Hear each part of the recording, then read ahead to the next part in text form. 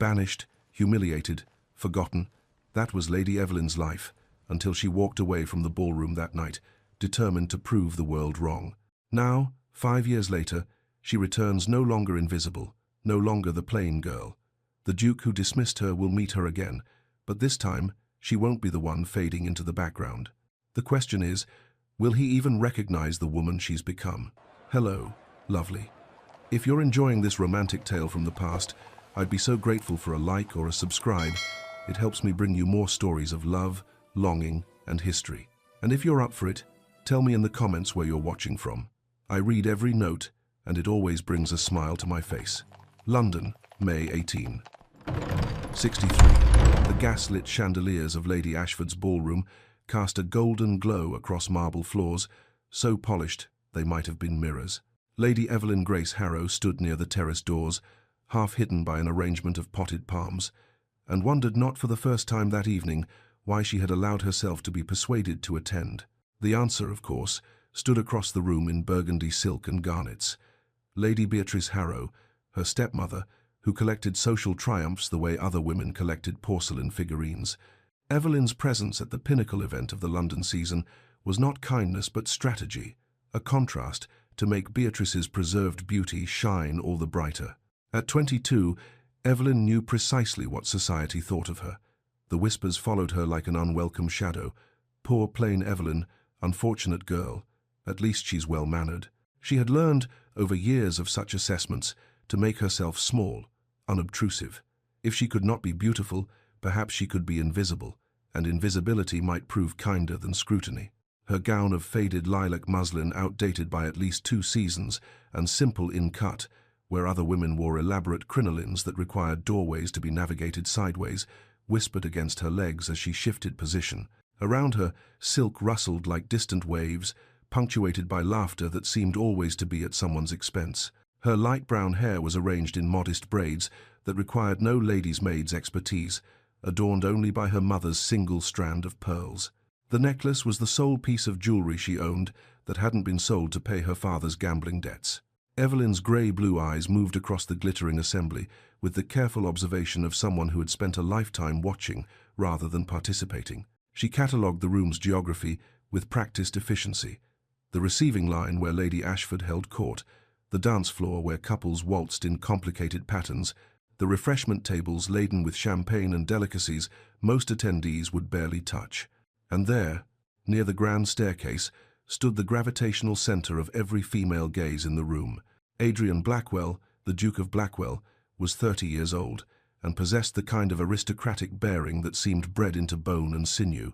Tall and dark-haired, he wore his black tailcoat and white cravat with the casual perfection of a man who had never questioned his right to occupy space in the world. His grey eyes, a shade darker than Evelyn's own, surveyed the ballroom with the assessing coolness of someone appraising horseflesh at Tattersall's. He stood among a cluster of gentlemen, but there was no question who commanded the group. Lord Henry Vale, shorter and more jovial, with sandy hair and a quick smile, leaned close to say something that made the Duke's mouth quirk in what might have been amusement.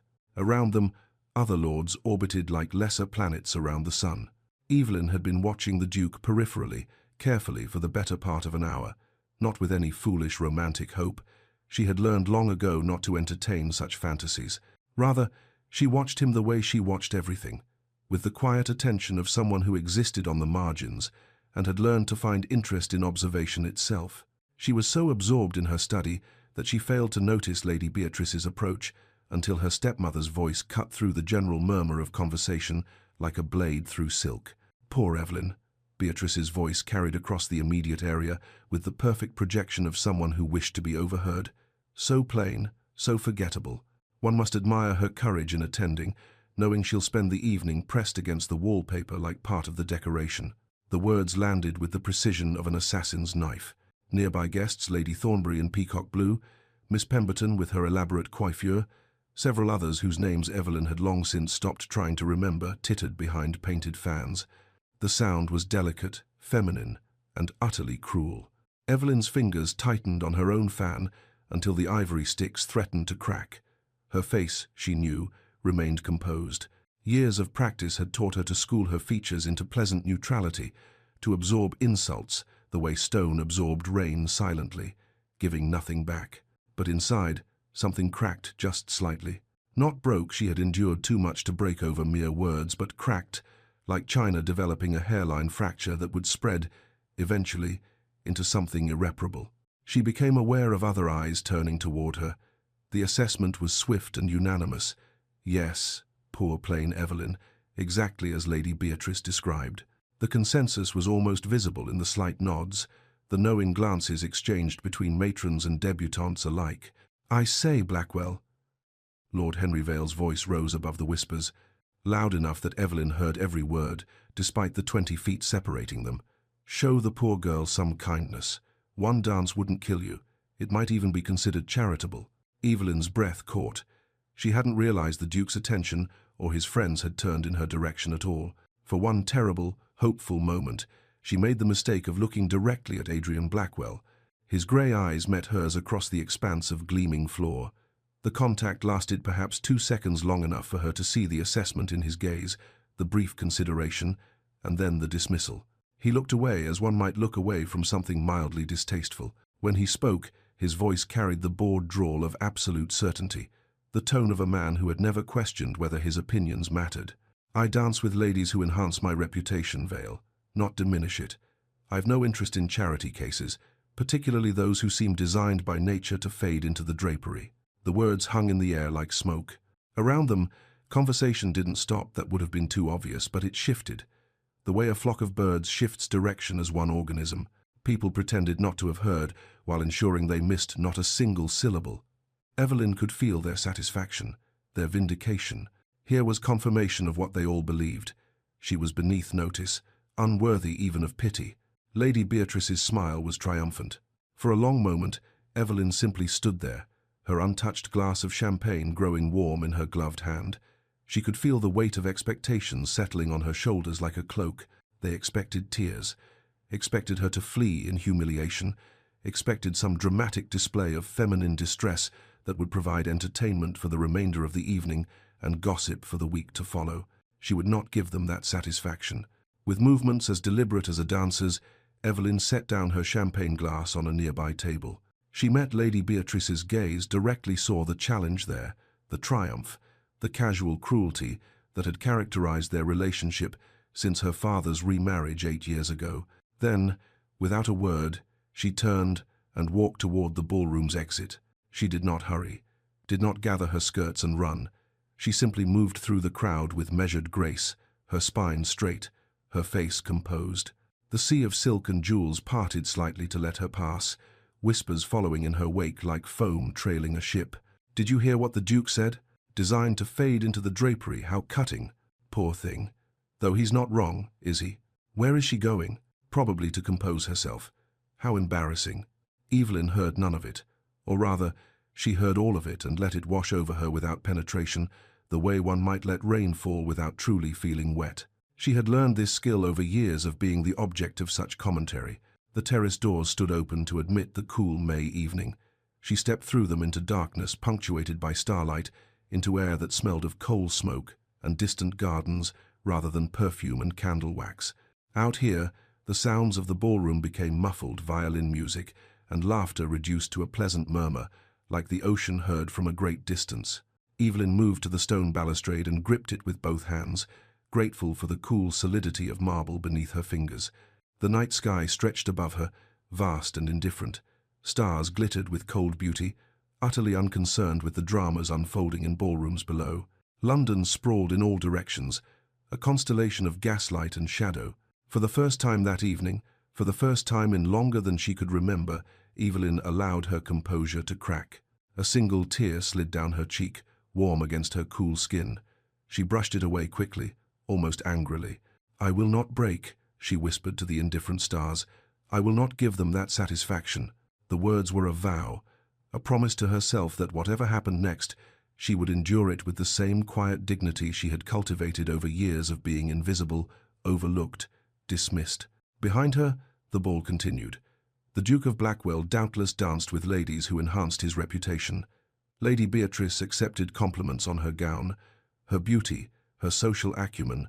The world turned on its axis, Utterly unchanged by one unremarkable woman's humiliation, Evelyn stood alone on the terrace until the cold drove her inside, and then she slipped through the corridors of Ashford House to find a footman to summon her carriage.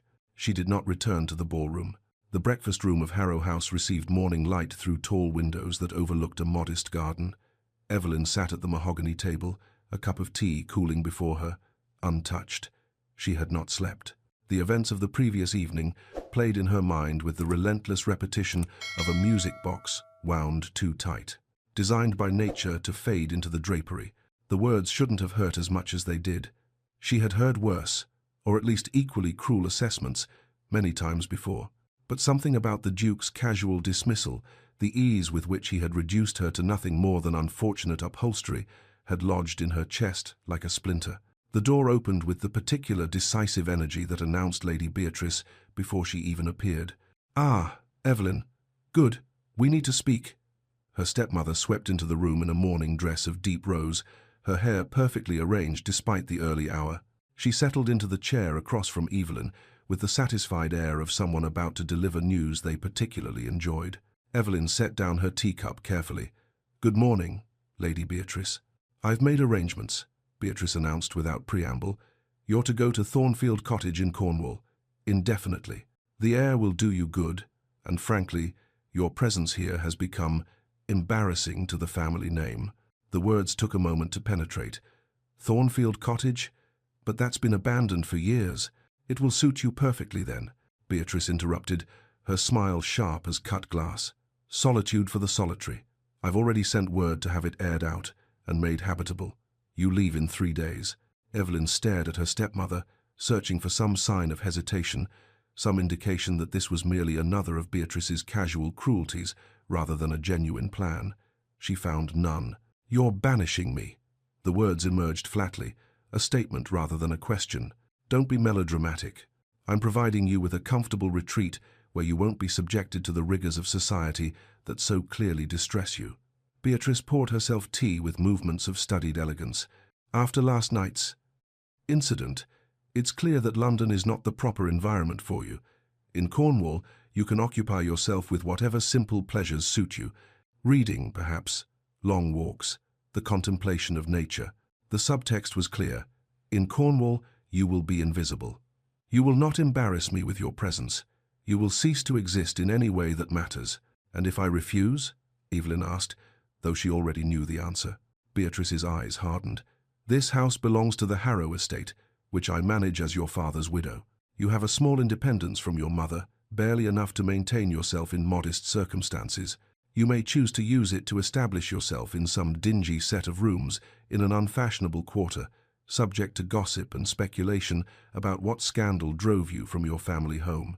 Or you may accept my generous offer of Thornfield Cottage, where you may live in comfortable privacy." It was, Evelyn recognized, a trap with no exit. Beatrice had planned this carefully, had perhaps been planning it for some time. Last night's humiliation had simply provided the perfect excuse. 3 days, Evelyn repeated softly. 3 days, Beatrice confirmed. "I'll have Stevens arrange the travel. Really, Evelyn, you should be grateful. Not everyone would be so considerate." She rose and glided from the room, leaving behind the scent of expensive perfume and the wreckage of Evelyn's life. At White's, the Duke of Blackwell sat in a leather chair near the fire, a glass of excellent brandy in his hand, and listened to conversation swirl around him without particular interest. Harrow's packed off his plain daughter to Cornwall. "Someone," remarked Lord Pemberton, Adrian thought, though he didn't bother to look. "Can't say I blame him. Girl's a millstone around the family's neck." Adrian felt something flicker in his chest. Discomfort, perhaps, or guilt. He had not thought of the Harrow girl since the previous evening. Or rather, he had thought of her only briefly, in the moment before sleep, when her face had surfaced in his mind, that quiet, composed expression as she walked from the ballroom, not crying, not making a scene, simply leaving, designed by nature to fade into the drapery. His own words. Clever, cutting, exactly the sort of wit that his circle appreciated. Lord Henry had laughed. Others had smiled knowingly. It had been a successful rejoinder, the kind that cemented his reputation for sharp observation and sharper tongue. But now, sitting in the comfort of his club with brandy warming his throat, Adrian found the memory less satisfying than it should have been. She was being sent away because of him, or not because of him specifically, but because of the society that he represented and reinforced, because she did not meet standards of beauty that he had never questioned because he had never needed to question them. He took another sip of brandy, willing the thought away. She would be happier in the country, surely, away from the pressures of society, the constant assessments, the merciless social calculus that governed London's ballrooms. Perhaps it was a kindness, in its way. Perhaps she would find peace in Cornwall, in whatever simple occupations would fill her days. Perhaps he had done her a favor. The rationalization felt thin even as he constructed it, but Adrian Blackwell had spent 30 years learning to believe comfortable lies about himself and his world. This was simply one more. "Another brandy, Your Grace?" the server inquired. "Yes," Adrian said, "and see if Lord Henry is available. I wish to discuss the racing season, horses, politics, the management of his estates." These were proper concerns for a duke. The fate of one unremarkable girl who couldn't manage the demands of society was none of his affair. That night, alone in his chambers at Blackwell House, he saw her face again, grey-blue eyes meeting his across a ballroom floor, the brief moment of contact before he dismissed her. Not plain, exactly, but unremarkable, forgettable. He told himself this until he believed it, and then he slept. Evelyn stood in her bedroom at Harrow House, packing by candlelight though the hour was not late. Somehow, the intimacy of darkness seemed appropriate for this task, the sorting of a life into what could be carried and what must be left behind. She had few enough possessions that the work went quickly. Clothing, mostly simple and out of fashion, a few books, including her mother's copy of Wuthering Heights, its spine cracked from repeated readings, the pearl necklace, carefully wrapped in soft cloth, a miniature portrait of her mother, painted before illness had stolen the color from her cheeks. Outside her window, London continued its glittering existence. Somewhere, ballrooms were lit and music played. Somewhere, Lady Beatrice was accepting compliments, secure in her social triumph.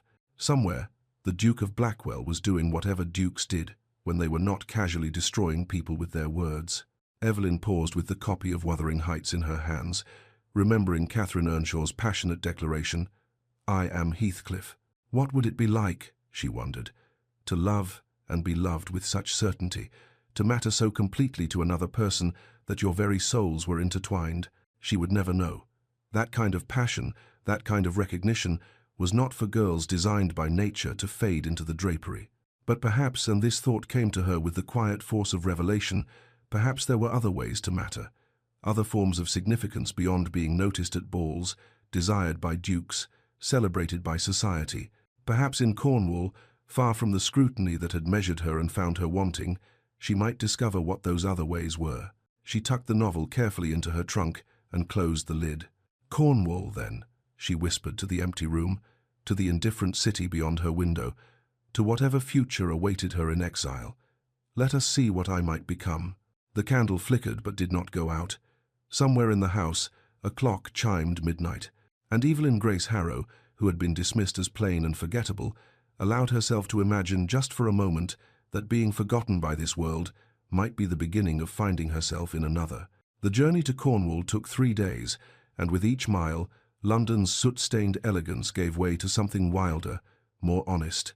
Evelyn watched through the coach window as manicured parks became rolling countryside, as cultivated gardens surrendered to untamed hedgerows thick with hawthorn and bramble. The air changed to coal smoke gradually replaced by the scent of grass and earth, and finally, as they approached the coast, the sharp tang of salt. By the 3rd day, the landscape had transformed entirely. The road narrowed to little more than a track carved between stone walls, winding through terrain that seemed to belong to another world entirely. Here, the wind bent trees into permanent submission, and the sky stretched vast and changeable, clouds racing across it like thoughts across an unsettled mind. When the coach finally crested the last hill and Thornfield Cottage came into view, Evelyn's first thought was that cottage was a misnomer. The structure was a small stone manor, 2 stories of weathered grey granite that looked as though it had grown from the cliff top rather than been built upon it. The windows were dark, empty eyes staring out at the sea. The garden, if it could be called that, had long since surrendered to nature's designs, wild roses and brambles creating a thorny maze that pressed against the walls. And beyond it all, the sea. Evelyn heard it before she fully saw it, a constant roar, almost violent in its intensity. Waves crashed against the cliffs below with a force that seemed determined to pull the land itself into the depths. The sound was nothing like the genteel water features of London's parks. This was raw, elemental, utterly indifferent to human presence. The coach door opened, and a weathered woman in her 60s stood waiting. She wore simple grey wool and a white cap, her face lined by years of coastal wind, her eyes sharp and assessing. "You'll be Lady Evelyn, then?" It was not quite a question. "I'm Mrs. Wren. I've aired out the east bedroom and laid a fire. Supper's simple, we've no staff for fancy London cooking." Evelyn stepped down from the coach, her legs unsteady after 3 days of travel. "Thank you, Mrs. Wren. I'm grateful for your preparation." The older woman's eyes softened slightly. "You look half frozen, miss. Come inside before this wind cuts through you." The interior of Thornfield was clean but spare. Mrs. Wren had clearly done her best, but no amount of dusting could disguise the cottage's fundamental emptiness. Minimal furniture, faded curtains that had once been blue, floors of dark wood that echoed with each footstep. The fire in the drawing-room hearth provided warmth, but made the shadows in the corners seem deeper by contrast. "I'll bring your supper to the dining room in an hour," Mrs. Wren said. "The east bedroom is up the stairs, first door on the left. I'll have your trunk brought up directly." Then she was gone, her footsteps receding toward what Evelyn assumed must be the kitchen, leaving her alone in this strange, stark house that was now, apparently, her home. The first weeks passed in a haze of profound isolation. Evelyn wandered the rooms of Thornfield like a ghost, learning its geography through repetition. The drawing room with its faded chairs, the dining room where she took solitary meals, Mrs. Wren's simple cooking served on china that had seen better days, the small morning room overlooking the wild garden, the library, though it hardly deserved the name, containing perhaps 40 books, their leather bindings cracked with age. She wrote letters because it gave her something to do, some connection to the world she'd left behind. To her father: "Dear Papa, I have arrived safely in Cornwall. Thornfield is remote but adequate. I hope you are well. I remain your devoted daughter, Evelyn." No response came. To Charlotte Pemberton, who had been something approximating a friend at finishing school: "Dear Charlotte, you may have heard I've removed to Cornwall for my health. The sea air is quite bracing. I hope London continues to agree with you. Yours, Evelyn." Charlotte's reply arrived 3 weeks later, a single page of polite nothings that made clear she considered their acquaintance concluded. "How adventurous you are, dear Evelyn, to embrace such rustic solitude. I'm sure it suits you. London remains delightful as always. I must close as Lady Worthington's ball begins in 2 hours. With warm regards, C. Pemberton." The subtext was unmistakable. "I am dancing in ballrooms while you rot in exile. We have nothing more to say to one another." After that, Evelyn wrote only in her journal, pages filled with observations that no one would ever read, descriptions of the sea's changing moods, catalogues of her own loneliness, questions without answers about what she was meant to do with the remainder of her life. 3 weeks into her exile, a massive storm struck the coast. Evelyn stood at her bedroom window, watching nature's violence unfold with a kind of terrible fascination.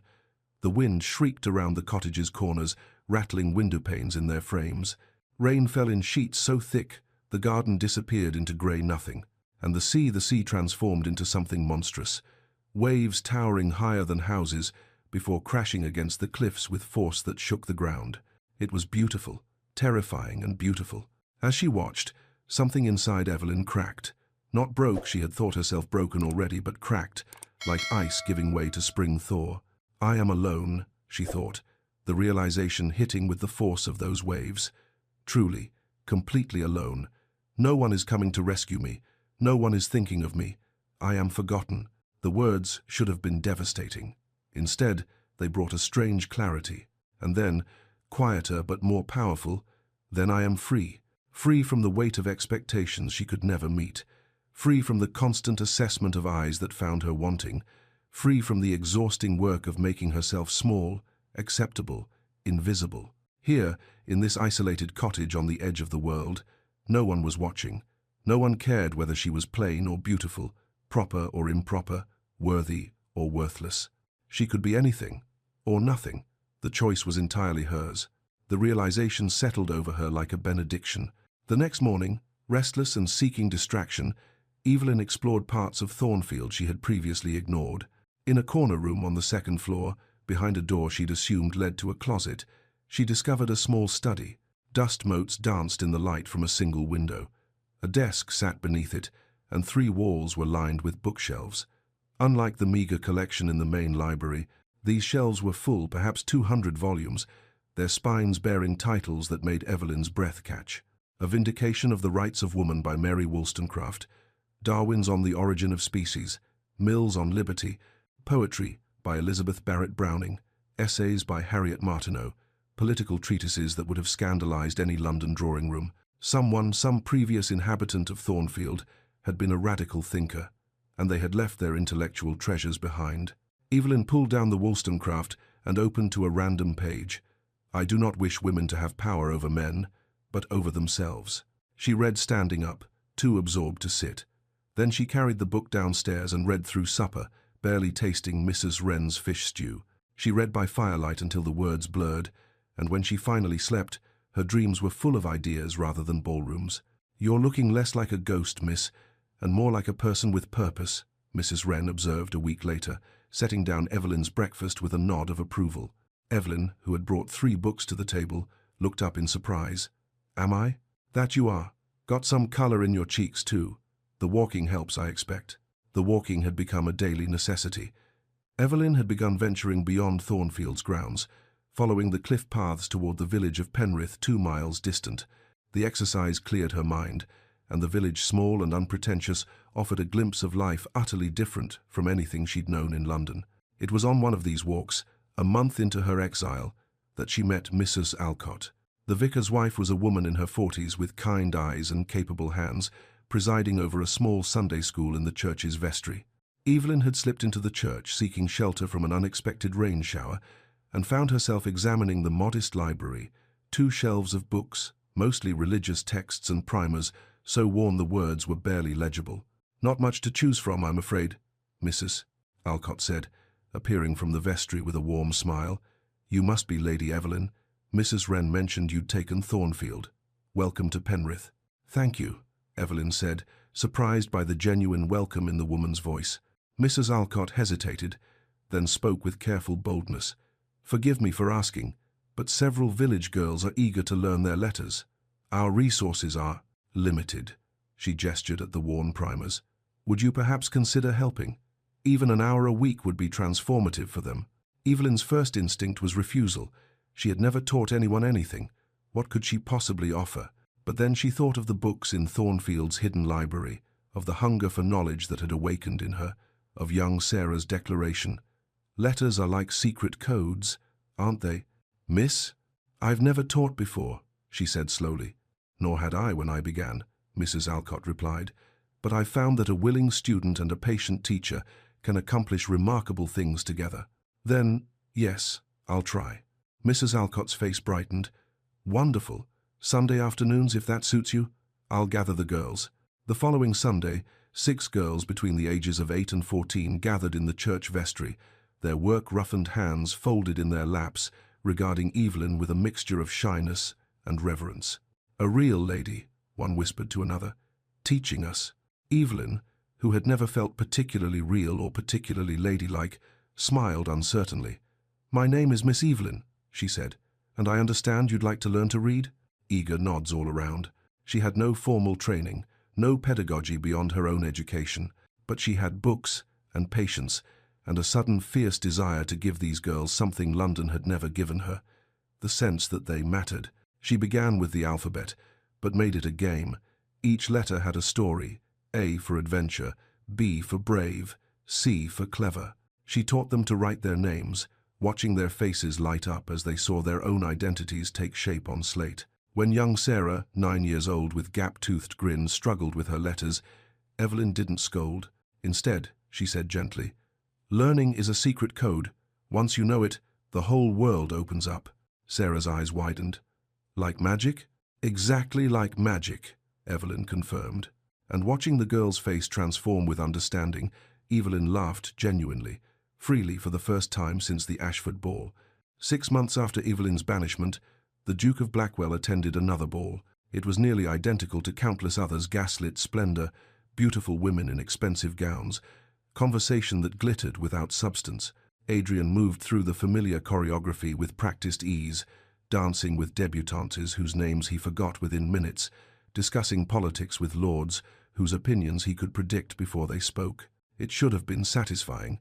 This was his world, after all, his place. Instead, it felt hollow.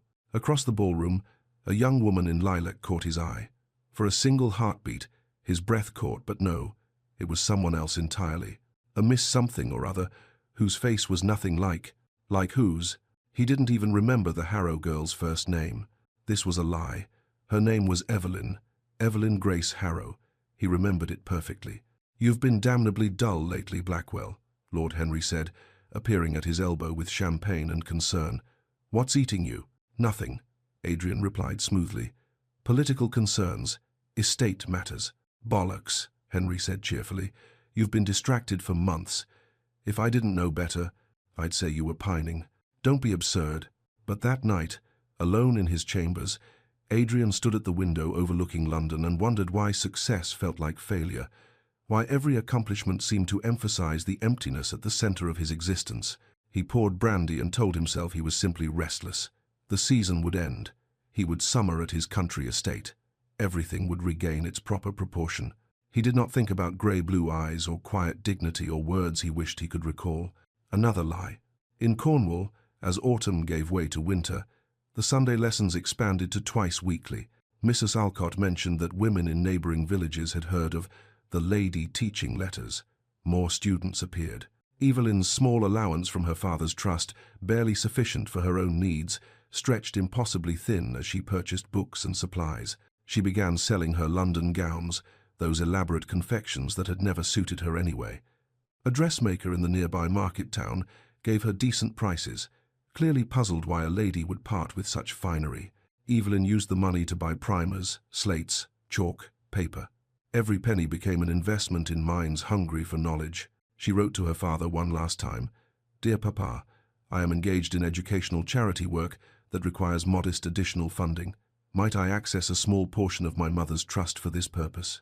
No response came, but 3 months into her teaching, young Sarah read an entire page of scripture, aloud, in church. The congregation, fishermen and their families, people who worked with their hands and knew the value of perseverance, burst into spontaneous applause. Sarah's father, a gruff man whose hands were scarred from nets and hooks, had tears streaming down his weathered face, and Evelyn felt something she had never experienced in London's grandest ballrooms: genuine worth. One evening, as winter approached, Evelyn stood before the cottage's single full-length mirror. The same light brown hair, the same grey-blue eyes, the same unremarkable features that London society had called plain, forgettable, designed by nature to fade into the drapery. But as she studied her reflection, she realized something had changed, not in her face, but in the way she inhabited it. "They said I was forgettable," she whispered to her reflection. "Perhaps I was, because I believed them, because I made myself small. But what if I stopped trying to be what they wanted and became something entirely my own?" The question hung in the air, unanswered but powerful. She thought of her students' eager faces, of Mrs. Alcott's gratitude, of the way learning transformed people from the inside out. She thought of the books in Thornfield's hidden library and the ideas they contained: radical, dangerous, true. She thought of London, where she had spent 22 years trying to be acceptable and failing. And she thought of Cornwall, where in 6 months she had built something real. The choice crystallized with perfect clarity. She would stay, not as an exile enduring banishment, but as a woman claiming her life. She would build her school, teach her students, transform not her face, but her existence into something that mattered. Summer gave way to autumn, autumn to winter, winter to spring again. And with each turning, Evelyn Grace Harrow became less the girl London forgot and more the woman Cornwall needed. One evening in late spring, as sunset painted the sky in shades of amber and rose, Evelyn stood on the cliffs above Thornfield. The wind pulled her hair loose from its pins, sending it streaming behind her like a banner. Under her arm, she carried a stack of books, new primers she'd purchased from the sale of her last London gown. Behind her, smoke rose from Thornfield's chimneys. The cottage was no longer cold and abandoned. It was warm, alive, a home, her home. In London, society danced on, oblivious. The Duke of Blackwell attended balls and managed estates, and never spoke of plain girls he dismissed. But in a small Cornish village, in a church vestry and a cottage library, and the hungry minds of fishermen's daughters, a revolution of quiet minds was beginning, and Evelyn Grace Harrow, forgotten, dismissed, exiled, stood at its centre, finally, gloriously free. Chapter 3. The Woman She Became. Cornwall, May 1868. 5 years had transformed Thornfield Cottage in ways that would have seemed impossible to the lonely exile who first arrived on its doorstep. The wild garden had been tamed into productivity, vegetables grew in neat rows, herbs flourished in beds bordered by stone, and those brambling wild roses had been trained into archways that framed the path to the door. The cottage itself had been modestly expanded, a small wing added with the help of local craftsmen whose daughters attended Evelyn's school and who considered their labor a form of tuition payment. Smoke rose from the chimneys even in late spring, for the cottage now housed not just Evelyn and Mrs. Wren, but often students who stayed late into the evening, reluctant to leave their books. At 27, Evelyn Grace Harrow looked much as she had at 22, the same light brown hair, the same grey-blue eyes, the same features that London had deemed unremarkable. But something fundamental had shifted in the way she inhabited her body, her space, her life. She wore simple clothing now, well made from practical fabrics that could withstand coastal wind and chalk dust. Her hair was styled more loosely, naturally, without the rigid propriety that London demanded. When she moved through the village of Penrith or stood before her students, there was confidence in her bearing, purpose in her step, the quiet authority of someone who had discovered her worth and no longer required external validation to confirm it. On this particular morning, she stood in the converted barn that now served as street, Morwen's School for Women, watching her students, 20 of them now, ranging from 8 to 45, bent over their copybooks, practicing the week's grammar lesson. What had begun as Sunday lessons in a church vestry had grown into something far more substantial. The barn, donated by a farmer whose wife had learned to read at age 50 and wept with joy at managing her first letter to her sister, had been transformed into a proper schoolhouse. Desks stood in neat rows purchased with mysterious donations Evelyn still couldn't explain. Shelves lined one wall, filled with books on every subject she could acquire. Maps hung beside the chalkboard where Evelyn taught not just reading and writing, but arithmetic, basic science, household economy, even art appreciation. Miss Evelyn? Young Sarah, not so young anymore at 14, serving now as assistant teacher, approached with a question from one of the newer students. Yes, Sarah? Mrs. Pascoe is confused about the subjunctive mood. Evelyn smiled. 5 years ago, Sarah had struggled with her letters. Now she used terms like subjunctive mood with casual confidence. Let's review it together, shall we? The morning passed in the comfortable rhythm of education. Lessons, questions, small breakthroughs that Evelyn had learned to recognize and celebrate. When the clock struck noon and students began gathering their things, several lingered to discuss the week's reading assignment, an essay by Harriet Martineau that Evelyn would never have dared assign in a London drawing room, but which her Cornish students debated with fierce intelligence. You're transforming them, you know, Mrs. Alcott said, appearing in the doorway as the last students departed. The vicar's wife had become a close friend over the years, a partner in the work of education. Mary Pascoe told me her daughter is keeping household accounts for the pottery works now, getting paid for it too. The education transforms them, Evelyn corrected gently. I'm merely the facilitator. Don't be modest. You've built something extraordinary here. Mrs. Alcott handed her a newspaper, the Exeter Chronicle. Have you seen this week's edition? Evelyn scanned the article her friend indicated, feeling heat rise to her cheeks as she read, Lady Evelyn Harrow's innovative educational methods elevate the minds of Cornwall's working women. Street. Morwen's School stands as testimony to what can be accomplished when vision meets dedication. Her curriculum goes beyond basic literacy to encompass true intellectual development, preparing women not merely for domestic service, but for economic participation and civic engagement. Regional fame, Mrs. Alcott said with satisfaction. Well deserved. But fame, however regional, made Evelyn uncomfortable. She had built the school not for recognition but because the work itself mattered, because watching minds awaken to their own potential was the most satisfying thing she'd ever experienced. Speaking of recognition, she said, changing the subject, another donation arrived yesterday. £200, same as always. No name, just a London postmark. Mrs. Alcott's eyebrows rose. That's the what? 12th such donation? 13th. They've been arriving quarterly for 3 years now. Mrs. Wren thinks it's someone from your past making amends. Mrs. Wren watches too much melodrama in the village productions, Evelyn said, though she'd wondered the same thing herself. More likely it's a charitable organisation that prefers anonymity. But £200 was no small sum, and the consistency of the donations suggested personal investment rather than institutional charity.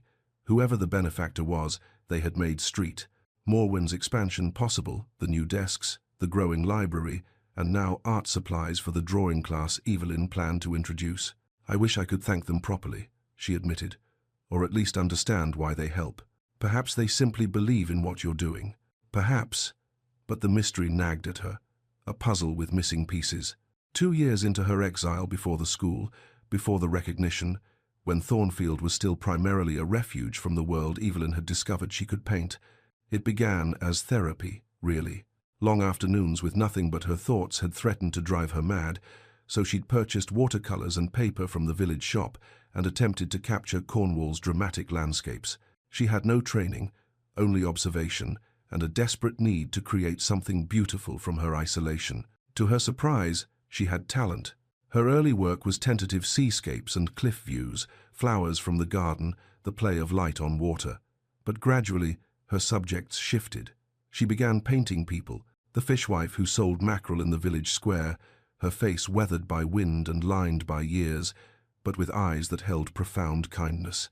The midwife who had delivered half of Penrith's children, her capable hands folded in her lap. The widow who ran a successful pottery business, clay perpetually under her fingernails. Women of worth whom society never bothered to paint. She called the collection Unseen, portraits that insisted on visibility for those the world habitually overlooked.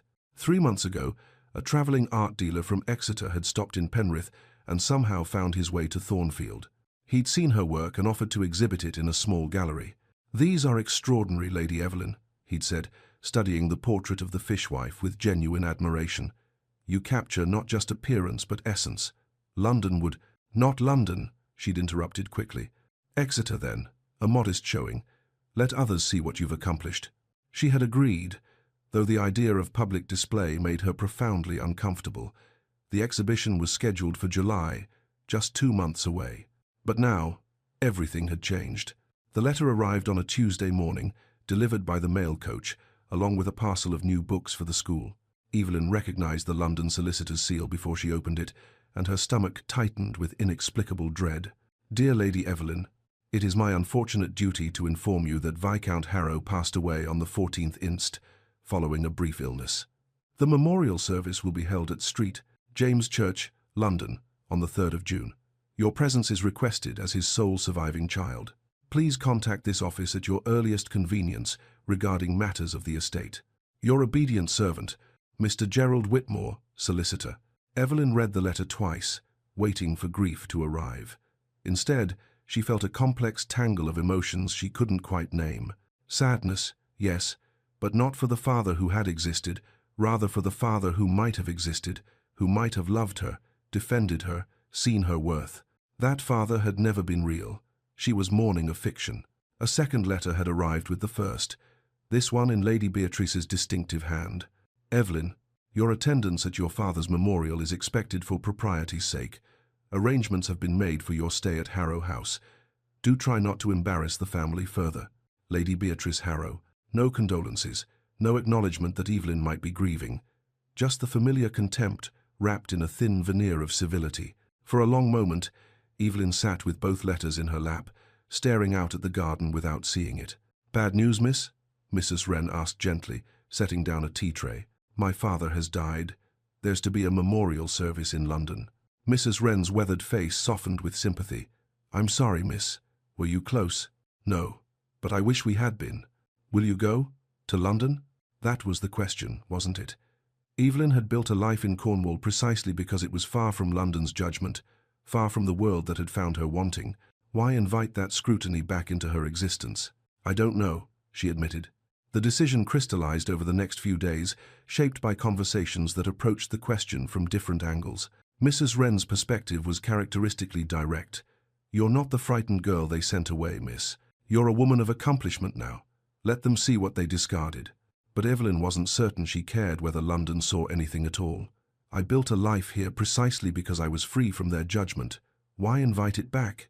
It was Sarah, surprisingly, who provided the argument that resonated most deeply.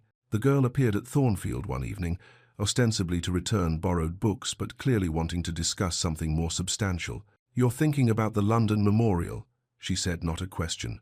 How did you... Mrs. Wren mentioned it. Miss Evelyn, you've always taught us that education means we don't have to accept the world's limitations.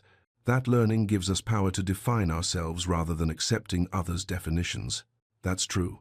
Then maybe you need to show them and yourself that you learned that lesson too.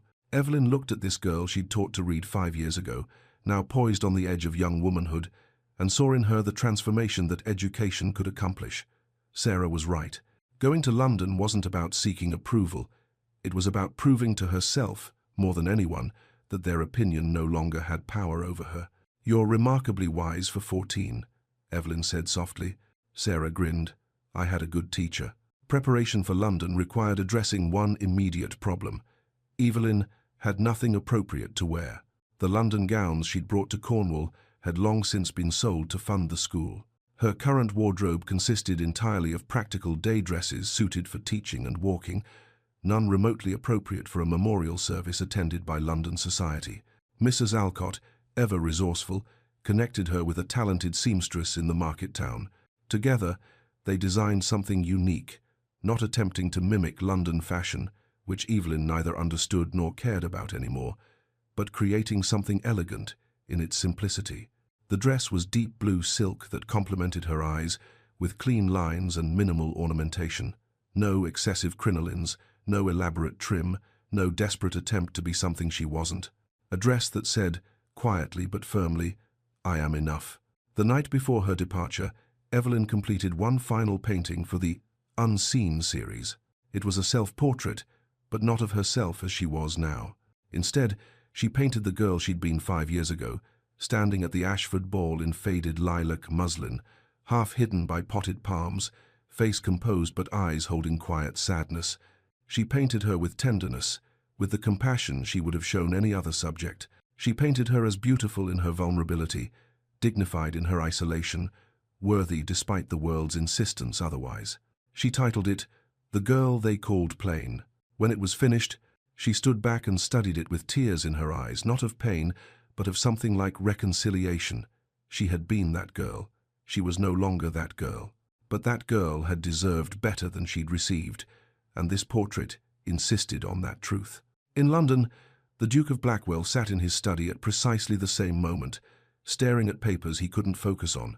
At 35, Adrian had spent 5 years being exactly what society expected: dutiful, proper, managing the Blackwell estates with competence, exercising political influence with care, maintaining social standing with practiced ease. He was considered one of London's most eligible bachelors, a fact that manifested in ambitious mothers constantly parading daughters before him at every social function. He showed no interest in any of them, which only seemed to increase his desirability.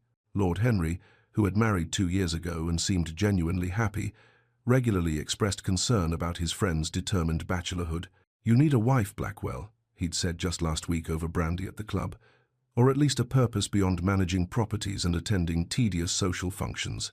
I'm perfectly content, Adrian had replied. It was a lie. Alone in his study, he could admit that much. His estates prospered, his political influence grew, his social standing remained impeccable, and none of it meant anything. Success felt hollow, accomplishment felt empty.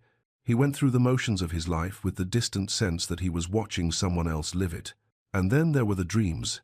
For 5 years, he'd had the same recurring nightmare, a woman in lilac turning away from him into darkness. He called out, tried to follow, but she never turned back, never acknowledged him, simply walked into shadow until she disappeared entirely. He always woke from these dreams with his heart racing and a sense of loss so profound it took hours to shake. In his desk's locked drawer, which he opened now, Though he'd promised himself not to, Adrian kept newspaper clippings, articles about Street Morwen's school for women in Cornwall, reports from the private investigator he'd employed for 5 years to monitor Evelyn Harrow's welfare. The donations were his, had always been his, sent anonymously because he had no right to approach her directly, because he was a coward, because guilt was easier than confrontation. The most recent investigator's report lay atop the pile. Subject continues educational work with apparent success. School enrollment has expanded significantly. Local community holds her in high regard. Note: subject will return to London on 2nd June for Father's memorial service. Will remain approximately 1 week at Harrow House. Adrian had read that final paragraph perhaps 50 times since receiving it 3 days ago. She was coming back. After 5 years, Evelyn Grace Harrow was returning to London, and he would see her again. The prospect filled him with a fear more profound than anything he'd experienced in years. What would he say to her? How could he possibly explain 5 years of silent observation, anonymous donations, carefully maintained distance? How could he explain that the woman he'd dismissed as forgettable had haunted him every day since? He couldn't. There were no words adequate to the task. And yet, she was coming. Ready or not, worthy or not, he would face the woman he'd destroyed. The day before departure, Evelyn stood on the cliffs above Thornfield one final time, watching the sun set over the sea in shades of amber and rose. Behind her, the cottage glowed with lamplight. Smoke rose from its chimneys. It was warm, alive, utterly hers. Before her, the sea stretched endless and indifferent, just as it had 5 years ago when she'd arrived in exile. But she was not the same woman who had stood here then. "I returned to London not as the girl they banished," she whispered to the wind, "but as the woman I've become. Whatever happens, they can never take that from me." The wind caught her hair, pulling it loose from its pins. She let it stream behind her, unconcerned with propriety or appearance. Here, she was free. That freedom lived inside her now, portable, permanent. London could not take it away. In his study, Adrian burned 5 years of correspondence letters he'd written to Evelyn and never sent, drafts of apologies he'd never delivered, confessions he'd never had the courage to speak aloud. The flames consumed them eagerly, turning carefully chosen words into ash and smoke. When they were gone, he stared at his reflection in the window's dark glass and hated what he saw. A man of privilege and position who had accomplished nothing that mattered. A duke whose title was the most interesting thing about him. "She's coming back," he said to his reflection. "God help me, she's coming back, and I am wholly unprepared for my reckoning." Outside, London continued its glittering existence, oblivious to the quiet drama unfolding in drawing rooms and studies across the city. The memorial service was in 4 days. In 4 days, Adrian Blackwell would see Evelyn Grace Harrow again and discover whether 5 years had been enough time to become someone worthy of her forgiveness. He suspected, with sinking certainty, that 5 lifetimes wouldn't be enough. But time, merciless and indifferent, was running out. London, 1868. The city had not changed, still the same smoke-stained elegance, the same rigid hierarchies, the same ballrooms where reputations were made and destroyed with equal ease. But the woman travelling toward it most certainly had. Evelyn Grace Harrow, aged 27, sat in the coach that carried her toward the city of her exile and felt no fear. Only curiosity about what would happen when the past and present finally collided. Behind her, Cornwall receded into distance. Ahead, London approached with inexorable certainty. And in the space between, in the journey itself, Evelyn held fast to the truth she'd learned over 5 years of exile and transformation. She was enough. She had always been enough. Let London try to convince her otherwise. Chapter 4. The Return. The final miles into London assaulted Evelyn's senses with the force of physical violence. Cornwall's clean coastal air gave way gradually to the acrid smell of coal smoke, thick enough to taste. Open landscapes, fields and hedgerows, sky and sea compressed into cramped streets lined with buildings that blocked out the sun. The silence she'd grown accustomed to, broken only by wind and waves, surrendered to cacophony.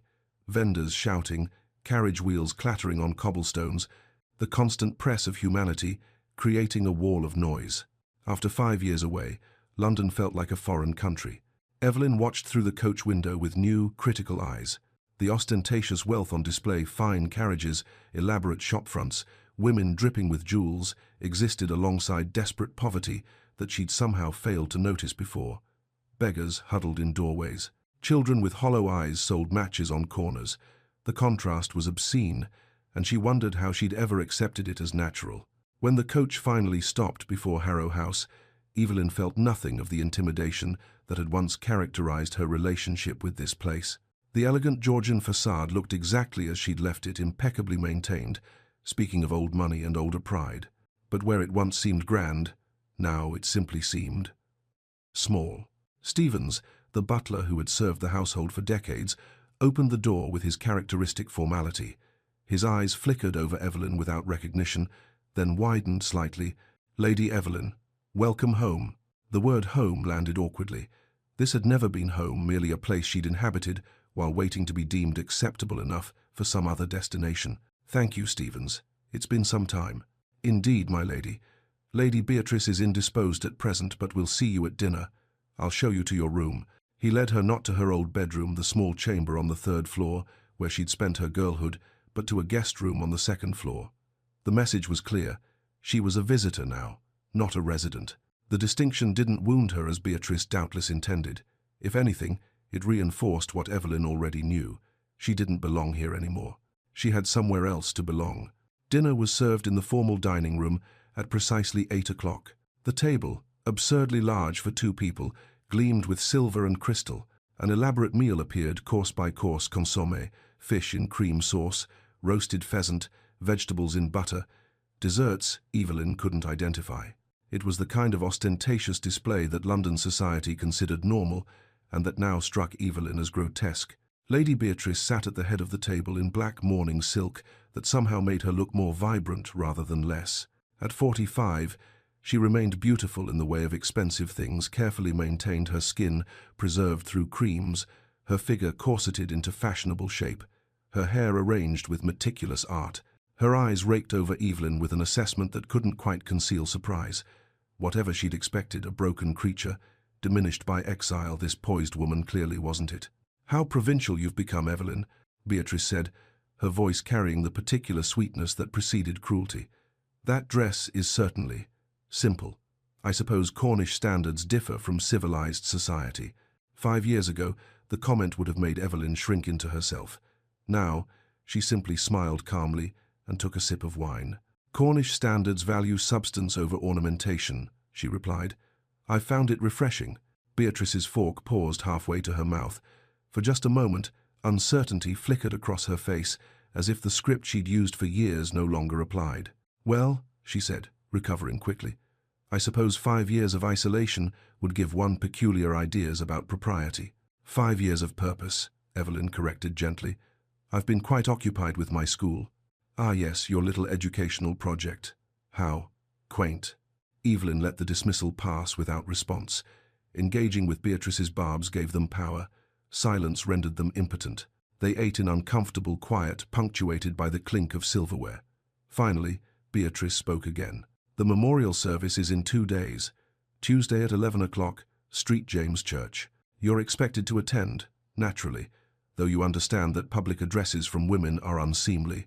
The vicar will deliver the eulogy. If the vicar requests my participation, I'll honor Father's memory as I see fit," Evelyn said quietly. Beatrice's eyes narrowed. "You've become quite bold in your exile." "I've become honest. There's a difference." Another pause, longer this time. Then Beatrice continued with studied casualness. "Everyone of importance will attend, of course. The Thornburys, the Ashfords, Lord Henry Vale and his new wife. Even the Duke of Blackwell has confirmed his attendance." Evelyn's fingers tightened momentarily on her wine glass. Her breathing paused, just for a heartbeat. Then composure returned, smooth as glass over troubled water. "I see," she said. Beatrice smiled, satisfied at having landed a blow. "I thought you should be prepared. It would be unfortunate if you were overcome by unexpected encounters." "How thoughtful of you to be concerned." The sarcasm was subtle enough to maintain plausible deniability, but Beatrice heard it. Her mouth thinned into an angry line. "You may excuse yourself, Evelyn. I find I've lost my appetite." Evelyn rose with grace, nodded politely, and left the dining room without another word. But that night, Alone in the guest room with London's noise drifting through her window, her calm facade cracked slightly. She would see him again. Adrian Blackwell, the man whose casual cruelty had exiled her, whose words had confirmed every fear she'd ever harbored about her worth. Did it still hurt? She probed the memory carefully, like testing a healed wound. There was tenderness, yes, the ghost of old pain. But the sharp, bleeding agony had scabbed over, scarred, become something she'd survived rather than something that defined her. She could face him. She would face him. And his opinion, whatever it might be, no longer had the power to destroy her. The next morning, Beatrice insisted they visit Madame Dubois' exclusive dress shop for proper mourning attire. "You cannot possibly attend the memorial in that provincial dress," she declared over breakfast. "Whatever Cornwall's standards, London has expectations." Evelyn agreed, primarily because it gave her an excuse to leave Harrow House. The shop, located in an elegant part of Mayfair, was all gilt mirrors and plush carpets, gowns displayed like works of art. They were examining black silks when familiar voices made Evelyn's spine stiffen. "Such a tragedy about Lord Harrow," Lady Thornbury was saying to her daughter as they entered the fitting area. "I understand he had a daughter, but she disappeared years ago. Scandal of some sort, I believe." Evelyn turned slowly. Lady Thornbury looked exactly as she had 5 years ago, a woman in her 50s who clung to youth through expensive clothing and rigid propriety. Beside her, Cecilia had matured from cruel girl to cruel woman, her beauty as sharp and cold as cut crystal. They didn't recognize Evelyn at first. Their eyes slid past her as they would past any unremarkable person. Beatrice's smile was malicious with pleasure. "Allow me to reintroduce my stepdaughter, Lady Evelyn." The women's eyes widened in perfect synchronization. They searched Evelyn's face for the plain girl they remembered and found someone different.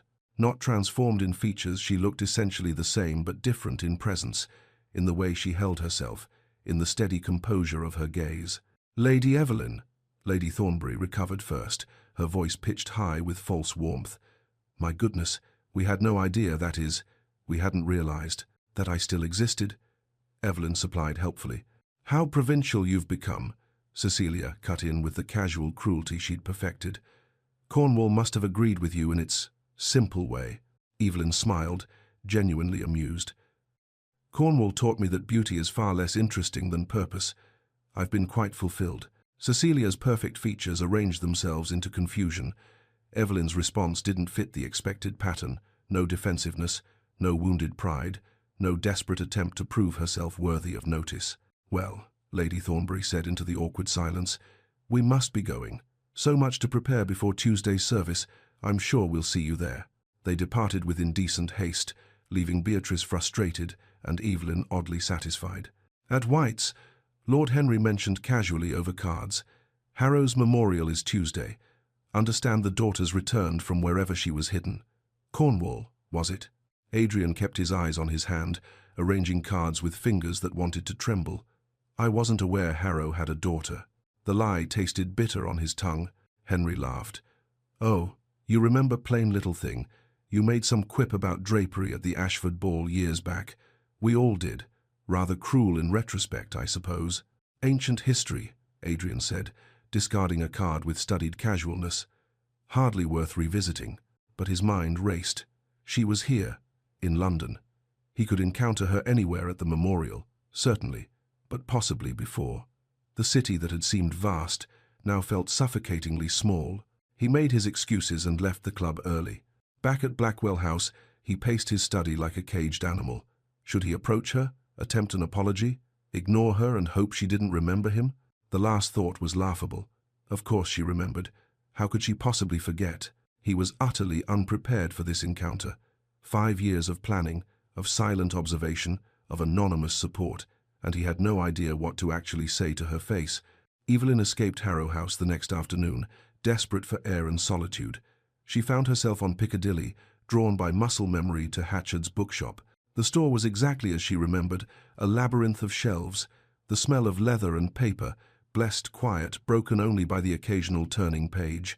She wandered the philosophy section, running her fingers along familiar spines, and felt something in her chest ease. This, at least, hadn't changed. She rounded a corner and nearly collided with a tall figure reaching for the same volume she'd been about to select, Mills on Liberty. They both froze.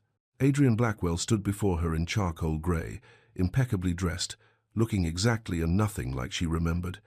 The same grey eyes, the same aristocratic bearing, but something had changed in his face, lines that hadn't been there before, a haunted quality around his mouth. Their hands hovered over the same book, not quite touching. "Lady Evelyn," he said, his voice hoarse. "Your Grace." Silence expanded between them. Around them, the bookshop continued its quiet business, other customers browsing, unaware of the earthquake happening in aisle 3. Adrian swallowed visibly. "I heard of your father's passing. My condolences. Thank you." Evelyn took the Mill volume from the shelf, their fingers not quite touching, though they came within inches. "I believe I reached it first." "Of course. Please." He stepped back, giving her space.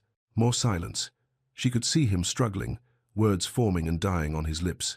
Finally, "I understand you've been in Cornwall, I hope. I hope the time was not entirely unpleasant." "Cornwall has been transformative, Your Grace," Evelyn said, her voice measured and calm. "I've found purpose there that London never offered me." She watched him absorb the implicit critique, saw him recognize it, flinch from it. He wanted to say more, she could see it in the way his hands clenched at his sides, in the desperation flickering across his carefully composed features. He wanted to say everything, but standing before her actual presence, words apparently failed him. "I'm glad to hear it," he said finally. "Pathetic, cowardly." She saw him recognize this, even as the words left his mouth. Evelyn studied him with calm assessment, and he seemed to shrink under her gaze despite his superior height. There was something broken in him, something that perhaps had always been there but was now visible. She felt, surprisingly, something like pity. "If you'll excuse me," she said finally. "I have much to prepare before the memorial." She nodded politely, made her purchase, and left.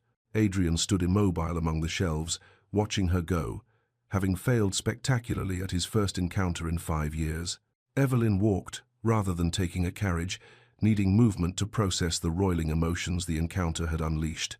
Seeing him again had affected her more than expected, but not with pain. Not anymore. What she felt was more complex, harder to name. Surprise at his haunted appearance. Curiosity about what had happened to him in 5 years.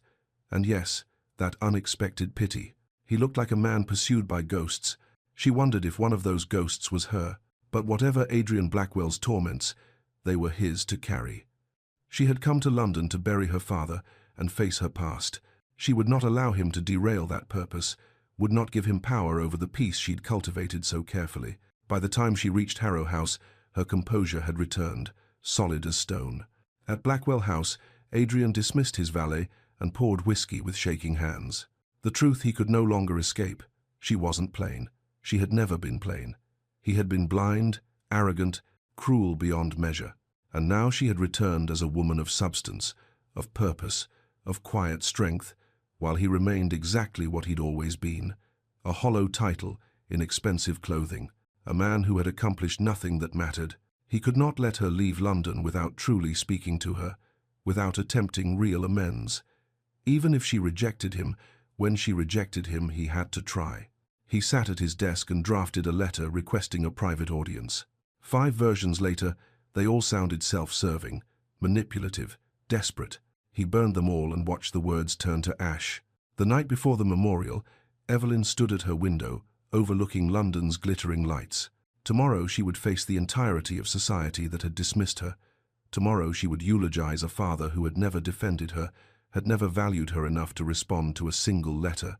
She felt no fear, only a quiet determination. "Let them see what they discarded," she whispered to the indifferent city. "Let them wonder what they missed, and let them realize, far too late, that their opinion never mattered at all." Across London, in his own house, Adrian stared at the same sky and whispered to the darkness, "Tomorrow. Tomorrow I'll find the courage I should have had 5 years ago." But tomorrow would bring revelations neither of them anticipated, and courage alone would not be enough.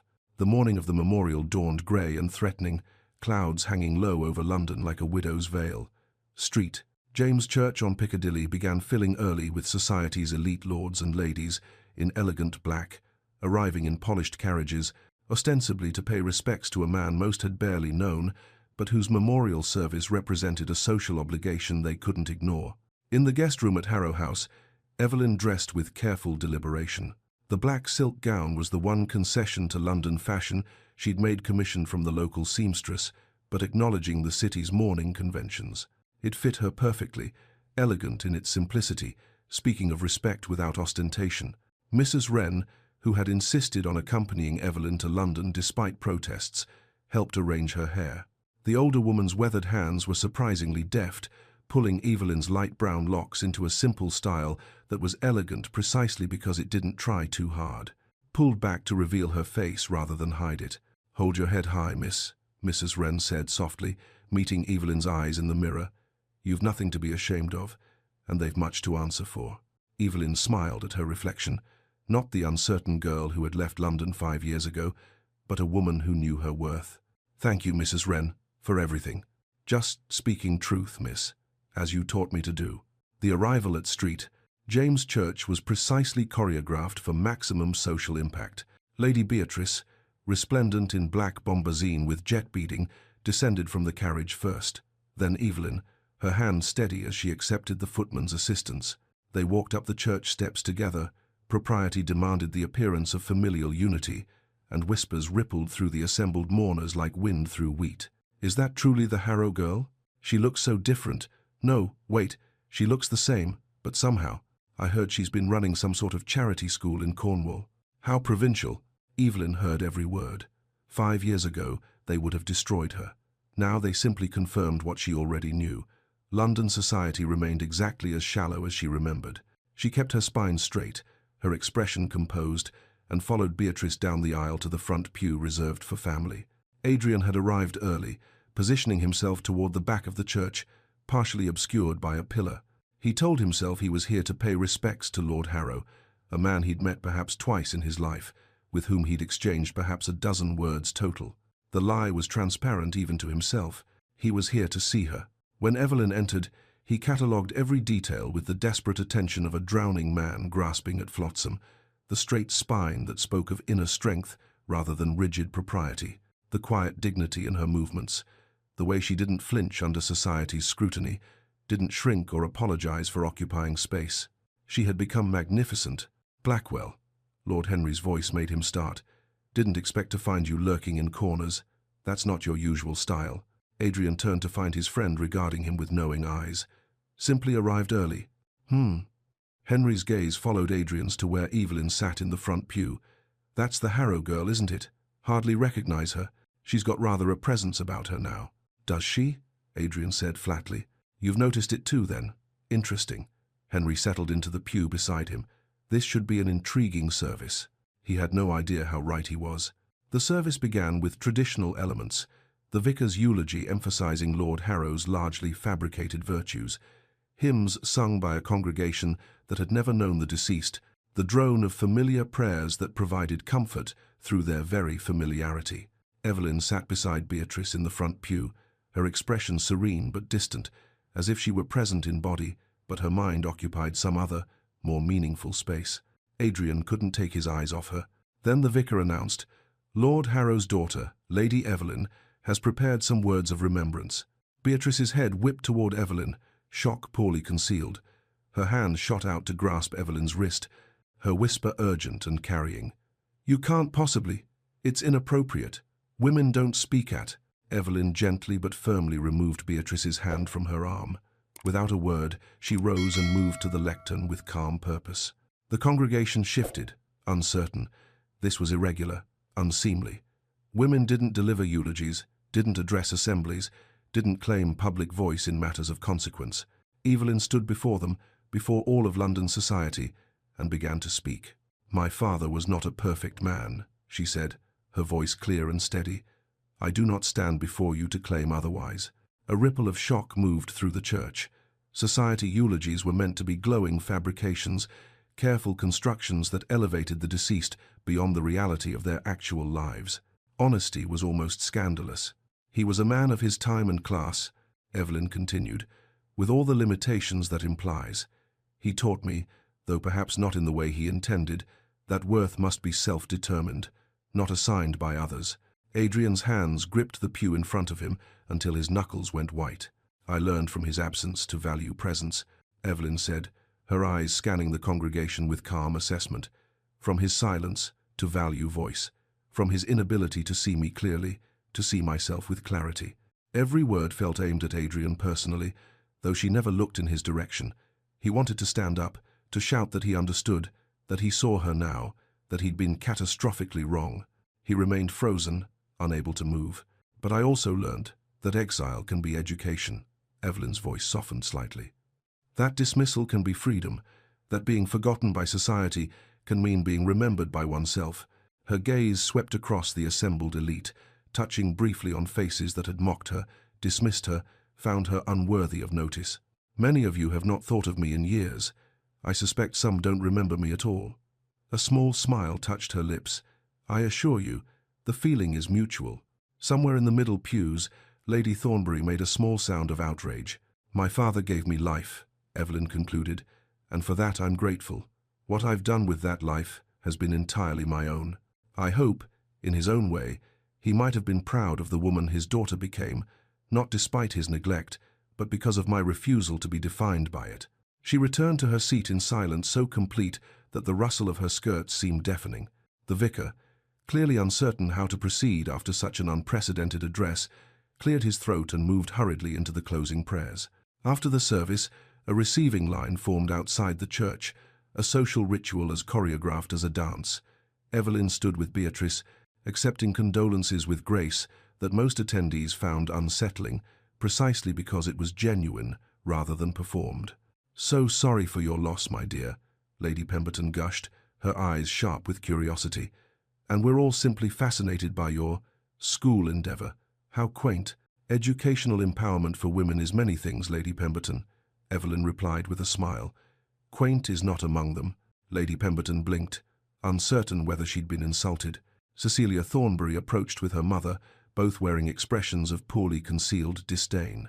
"You've become quite bold, Evelyn," Cecilia said.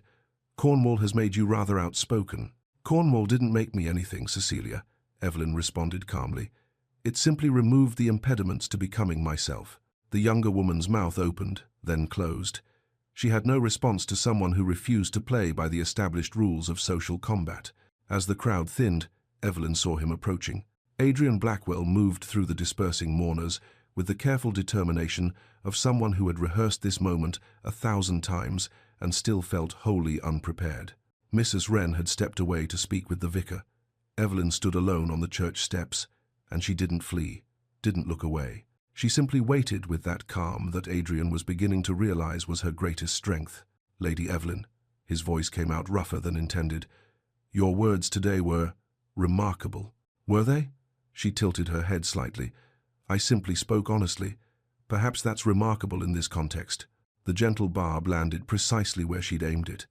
Adrian flinched. "I deserved that. Did you?" Evelyn's expression remained neutral. "I wasn't thinking of you when I said it, Your Grace." That hurt worse than any deliberate cruelty could have. He pushed forward, desperate to say something that mattered. "I wanted to tell you. I've thought about. That is to say, I owe you." "Your Grace," Evelyn interrupted gently, "whatever you think you owe me, I release you from the debt. I hold no grudge against you." "But you should," Adrian said, desperation creeping into his voice. "I was unconscionably cruel. I stood by while you were humiliated, banished, treated as—" "Yes," Evelyn agreed simply. "You were, and yes, you did. But my healing cannot come from your guilt, nor my peace from your apology. I've built a life I'm proud of. What you did or didn't do 5 years ago no longer has power over me." Adrian felt something break inside his chest. "It has power over me," he whispered. "Every day, every hour, I see your face that night, and I cannot escape what I've done."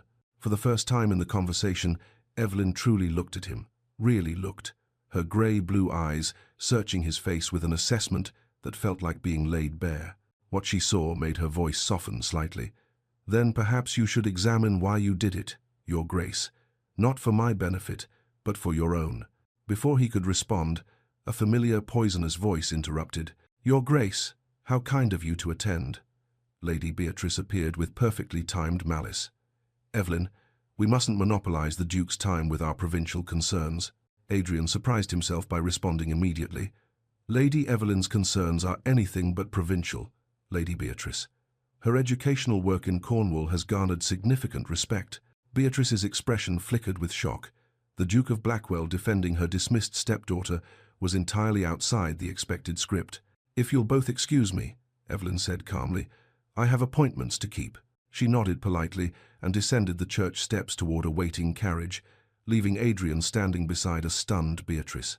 "Well," Lord Henry said, appearing at Adrian's elbow, "you look like a man who's lost something valuable." Blackwell. Adrian watched Evelyn's carriage pull away. "I lost it 5 years ago, Henry. I'm only now realizing what it was worth."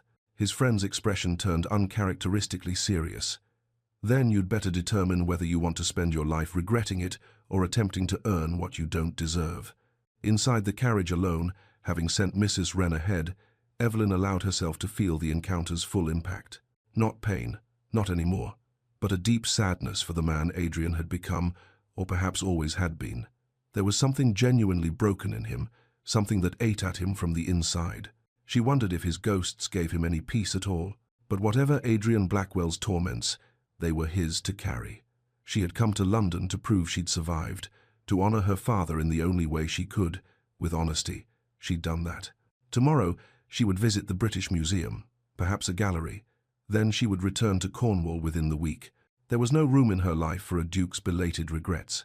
That evening, in her room at Harrow House, Evelyn wrote to Sarah, "Dear Sarah, London is exactly as I left it, beautiful and hollow. The memorial service is complete.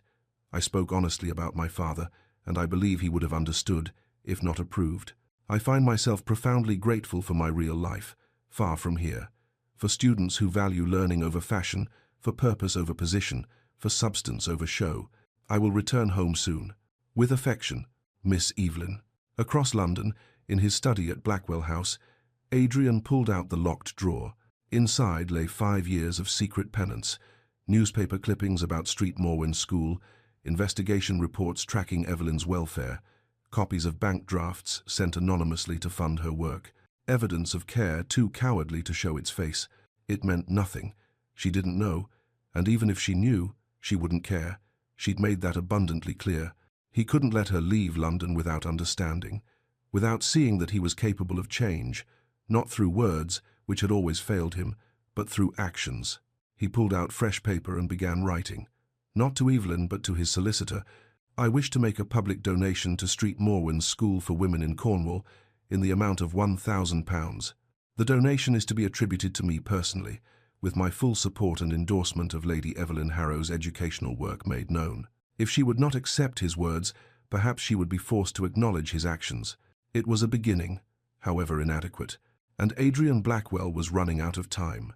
Chapter 6. Revelations and Rivals. The morning after the memorial, Evelyn sat at the small desk in her guest room at Harrow House, planning the remainder of her London visit. 3 more days, the British Museum, Hatchard's bookshop again, perhaps the National Gallery, and then she would return to Cornwall and the life that actually mattered. The Morning Post arrived with her breakfast tray. Among the formal condolence cards was a letter bearing the Penrith postmark. She recognized Mrs. Alcott's handwriting immediately. "Dearest Evelyn, the most extraordinary news. Yesterday, a solicitor arrived from London with legal documents and a bank draft. A benefactor has made an enormous donation to Street Morwen School, £1,000, and not anonymously this time. The donation comes from His Grace, the Duke of Blackwell, with his full public endorsement of your educational work. The entire village is astounded. I confess I am as well. Do you know this gentleman? Has he some connection to your work? Write soon. We are all eager to understand. Your friend, Mrs. Alcott." Evelyn read the letter 3 times, each reading bringing fresh waves of conflicting emotion.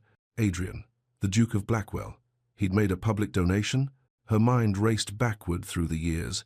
The anonymous quarterly donations that had funded the school's expansion, they'd started arriving 6 months after her exile. For 3 years, substantial sums with no attribution, only a London postmark. Had it been him all along? And if so, why secretly for years, and why publicly now? Gratitude warred with suspicion in her chest. The money had been essential to the school's success, had helped dozens of women transform their lives. Did his motivation even matter if the result was good? But she couldn't shake the feeling that this public gesture, coming just days after their reunion, was calculated, an attempt to buy something, forgiveness, perhaps, or her attention. She wouldn't allow herself to be bought. Within an hour, Evelyn had composed a brief note and dispatched a footman to Blackwell House. "Your Grace, I require an audience at your earliest convenience to discuss certain financial matters pertaining to my school. Lady Evelyn Harrow." The response arrived before noon, written in strong, slightly unsteady script. "Lady Evelyn, I am at your disposal. Would 3 o'clock this afternoon be acceptable?" Blackwell. Mrs. Wren, who had been tidying the room when the reply arrived, frowned with concern. "Are you certain this is wise, miss? Men like that don't change their natures." "I'm not going to determine if he's changed," Evelyn replied, already preparing for the visit. "I'm going to discover the truth about these donations. Truth and men like the Duke rarely occupy the same room, in my experience. Then I shall provide the truth myself, and see how he responds to it." Blackwell House in Mayfair was everything Harrow House was not: imposing, palatial, speaking of wealth accumulated over centuries rather than mere generations. A butler so dignified he might have been carved from marble showed Evelyn through corridors lined with ancestral portraits to a private study on the second floor. Adrian stood when she entered, dismissing the butler with a gesture. For a duke accustomed to complete composure, he looked visibly unsettled, his cravat slightly askew, his hair suggesting he'd run his hands through it repeatedly. The study itself was aggressively masculine: dark wood paneling, leather chairs, floor-to-ceiling bookshelves, hunting trophies mounted on walls. Family portraits gazed down with expressions of aristocratic certainty. This was a room designed to intimidate. Evelyn refused to be intimidated. "How long have you been funding my school, Your Grace?" She dispensed with pleasantries entirely. Adrian's throat worked as he swallowed. 5 years. Since 6 months after you left London. The donations were anonymous until now, because I had no right to claim credit for them. 5 years. Evelyn's voice remained steady, though her pulse raced. "You've been sending money for 5 years, and yet when we met in the bookshop you said nothing. Would you have accepted them if you'd known the source?" Adrian countered quietly. "That's not for you to decide on my behalf." "You're right. You're absolutely right." He moved to his desk, his movements careful. "There's something I need to show you. I ask only that you look at everything before making any judgments." He unlocked a drawer, his hands shaking slightly, and spread its contents across the desk's surface. Newspaper clippings, dozens of them, carefully preserved, chronicling Street Morwen's school, from its earliest mentions to the recent article in the Exeter Chronicle. Quarterly reports written in an investigator's formal prose, tracking Evelyn's welfare with disturbing detail. Copies of bank drafts, all in substantial amounts, and letters, stacks of letters in Adrian's own hand, sealed but never sent. Evelyn stared at the evidence with growing astonishment. "You've been monitoring me? For 5 years?" "Not monitoring," Adrian said hoarsely. "Ensuring you were well, safe, that you had the resources to accomplish what you were building. I had no right to approach you, but I couldn't." His voice cracked. "I couldn't do nothing." Evelyn picked up one of the sealed letters, looking to Adrian for permission. He nodded, his expression naked with vulnerability. She broke the seal and read, "My dear Lady Evelyn, I hope this finds you well, though I have no right to hope anything concerning you. I have just read of your educational efforts in Cornwall, with admiration I have no right to express." She picked up another, dated 2 years later. "Evelyn, I dream sometimes that I behaved differently that night, that I possessed the courage to see what was before me, that I was a better man. I wake from these dreams with the knowledge that I was not, am not, may never be." And another, from just 6 months ago. "You have become everything I failed to recognize, and I remain exactly what I was, a titled fool mistaking pride for worth. If I could undo that night, I would trade everything I possess for the chance. But time moves only forward, and I am left with nothing but regret and the hope that you have found happiness despite me." Evelyn set the letters down with trembling hands. "Why didn't you send them?" "Because they were about my guilt, my regret, my pain," Adrian said quietly. "You'd already suffered enough because of me. Why burden you with my conscience?" For a long moment, silence filled the study. Outside, London continued its business, but in this room, 5 years of secrets lay exposed between them. "I don't know what to do with this information, Adrian. The use of his given name slipped out unconsciously. Adrian noticed. His expression flickered with something that might have been hope. I'm not telling you this to manipulate forgiveness. You were right yesterday, your healing cannot come from my guilt, but you deserve the truth. You've always deserved more truth than I gave you. Evelyn moved to the window, needing distance to think. Why were you so cruel? I've asked myself 1,000 times what I did to deserve such dismissal. Behind her, Adrian's voice emerged rough with pain. You did nothing. The fault was entirely mine. But if you want to understand, he paused, my mother was deemed too plain by my father. Not ugly, just unremarkable. He married her for her dowry and spent their entire marriage making her aware of his disappointment. Evelyn turned to face him. He kept beautiful mistresses, Adrian continued, staring at his hands. Paraded them through our home while my mother withered in the country, deemed unfit for society. She died when I was 15, lonely and forgotten. I watched my father destroy a good woman because society mocked her appearance. So you convinced yourself that marrying for beauty would prevent that fate, Evelyn said slowly, understanding dawning. Instead, I became him. Adrian's voice broke. I destroyed someone kind because I was terrified of appearing weak. I projected my father's cruelty onto you because you reminded me of my mother, good, gentle, overlooked. And I couldn't bear to be the man who valued those things when the world deemed them worthless. Evelyn felt something in her chest crack, not break, but shift. Your pain doesn't excuse what you did, Adrian. I know. When you dismissed me that night, you confirmed every fear I'd ever had about my worth. It took years to rebuild what you destroyed in moments. I know, he whispered, and yet... Evelyn paused, wrestling with a truth she'd only recently recognized. Paradoxically, your cruelty freed me. If you'd been kind, I might have stayed in London, waiting for scraps of approval. Your rejection forced me to find my own worth. Adrian looked up, his grey eyes holding hers. So I don't know whether to thank you or hate you, Evelyn continued softly. Perhaps both, perhaps neither. Before Adrian could respond, a knock interrupted. The butler entered apologetically. Your Grace, Monsieur Laurent Beaumont is here. He insists he has an appointment. Adrian's brow furrowed with confusion. I scheduled no such. Forgive the intrusion, Your Grace.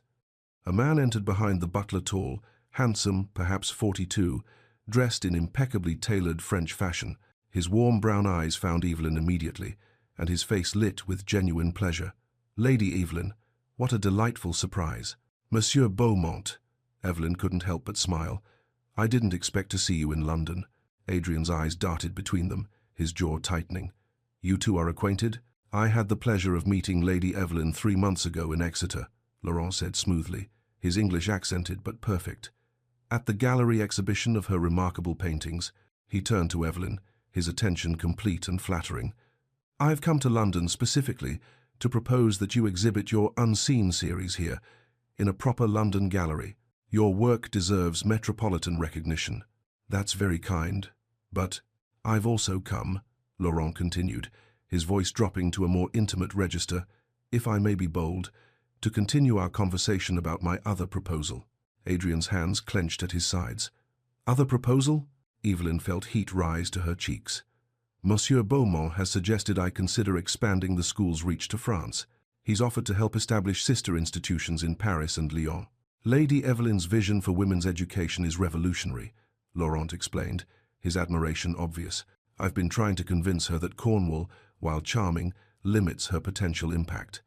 Imagine what she could accomplish with proper resources and reach. For the first time, Adrian confronted something worse than Evelyn's indifference, the real possibility of losing her to someone else, to a man who valued what Adrian had failed to see.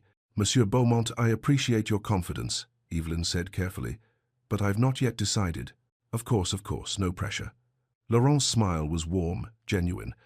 I simply hope to discuss possibilities over dinner this evening, if you're available. Adrian couldn't help himself. Lady Evelyn has had a difficult few days. Perhaps she requires rest rather than social engagements.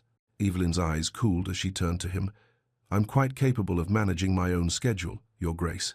Laurent, clearly perceiving the tension, maintained his pleasant expression. Your Grace, I assure you my intentions toward Lady Evelyn are entirely honorable. I admire her work immensely. The contrast was devastating. Laurent's uncomplicated respect for Evelyn as an intellectual equal, stood in sharp relief against Adrian's history of dismissal. "I would be delighted to join you for dinner, Monsieur Beaumont," Evelyn said. "Shall we say 7 o'clock? Perfect. I'll collect you from Harrow House." Laurent bowed to both of them. "Your Grace, Lady Evelyn." Until this evening, he departed, leaving silence in his wake. "You're dining with him?" Adrian's control was slipping. "You've known him 3 months?" "Yes." Evelyn's voice was crisp. "And in those 3 months, he's shown more genuine interest in my work and ideas than London society has shown in my entire life. He doesn't know you. Not truly. Neither do you, Adrian." The words landed like blows. "You knew me for perhaps 20 minutes 5 years ago, judged me in 10 seconds, and have spent the intervening time watching from a distance. Laurent has actually conversed with me, engaged with my ideas, treated me as an equal." "I know I have no right to ask," Adrian said desperately, "but please give me a chance to truly know you now, not the girl I dismissed, but the woman you've become." Evelyn studied him for a long moment. "I came to your home today seeking truth about the donations. I've received more truth than I expected, but truth about the past doesn't guarantee anything about the future. Then let me prove myself. If you want to know me, Adrian, demonstrate it through actions, not words. Show me the man you claim you've become. Prove that you've changed, not because I've returned, but because you genuinely transformed during my absence." "How?" The question was raw, vulnerable. "How do I prove that?" "That's for you to determine," Evelyn said quietly. "I will not provide a roadmap for your redemption." She gathered her things and moved toward the door. "Evelyn," she paused, looking back. "The donations," Adrian said, "they were never about buying forgiveness. They were about ensuring you had what you deserved, what I should have helped you claim from the beginning." "Perhaps," Evelyn said, "or perhaps they were about easing your conscience. Either way, the school benefited. Thank you for that at least." Then she was gone. In his lodgings near Hyde Park, Laurent Beaumont examined papers bearing an elaborate crest, not the simple seal of an art dealer, but the noble crest of the Beaumont family, one of France's oldest houses. Comte Laurent de Beaumont, to give him his full title, smiled slightly. Lady Evelyn didn't know his true rank. He'd concealed it deliberately, wanting her assessment of his ideas rather than his position. But tonight, over dinner, he would reveal himself, and offer her not just partnership in educational ventures, but the possibility of something more. That evening, Evelyn stood before her mirror, holding one of Adrian's unsent letters. "You have become everything I failed to recognize. 2 men, 2 paths." Adrian offered the complexity of redemption, a man broken by his own cruelty, desperately trying to prove he'd changed. The risk of that path was enormous. Could people truly transform, or only claim to? Laurent offered uncomplicated respect, genuine opportunity, the chance to expand her work beyond Cornwall's borders. Safe, simple, valued. Why risk pain with Adrian when Laurent provided everything she'd ever wanted without the weight of past wounds? But even as she thought it, her eyes returned to the letter in her hands. London had become unexpectedly complicated. The past refused to stay buried, and the future offered more choices than she'd anticipated. By evening, those choices would become even more complex. Chapter 7. The Exhibition and the Exposure. The French restaurant Laurent chose was everything London society pretended to be, but rarely achieved, genuinely elegant, rather than ostentatiously decorated, with intimate lighting that invited conversation rather than display. Crystal gleamed softly, and the scent of excellent wine mingled with herbs and butter. Evelyn found herself relaxing for the first time since arriving in London. "Tell me about your teaching methods," Laurent said, leaning forward with genuine interest. "The article in the Exeter Chronicle mentioned you use unconventional approaches." "I teach reading through Shakespeare and Browning rather than primers designed to make women docile," Evelyn explained. "Arithmetic through household accounting that gives them real skills. I want them to think, not simply perform domestic tasks." "Rousseau would approve," Laurent said, then smiled, though perhaps not his views on women's education specifically. "You're more aligned with Wollstonecraft, I think." For the next hour, they discussed philosophy, educational theory, the revolutionary potential of literacy. Laurent quoted Mill and Kant, debated the merits of various pedagogical approaches, treated her ideas with the seriousness they deserved. This, Evelyn realized, was what intellectual partnership felt like. Not condescension disguised as interest, but genuine exchange between equals. The Kensington Gallery has agreed to host your Unseen series, Laurent said over the main course.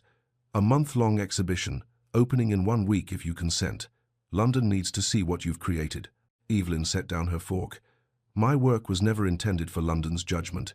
It was created for the women I painted, to honor them.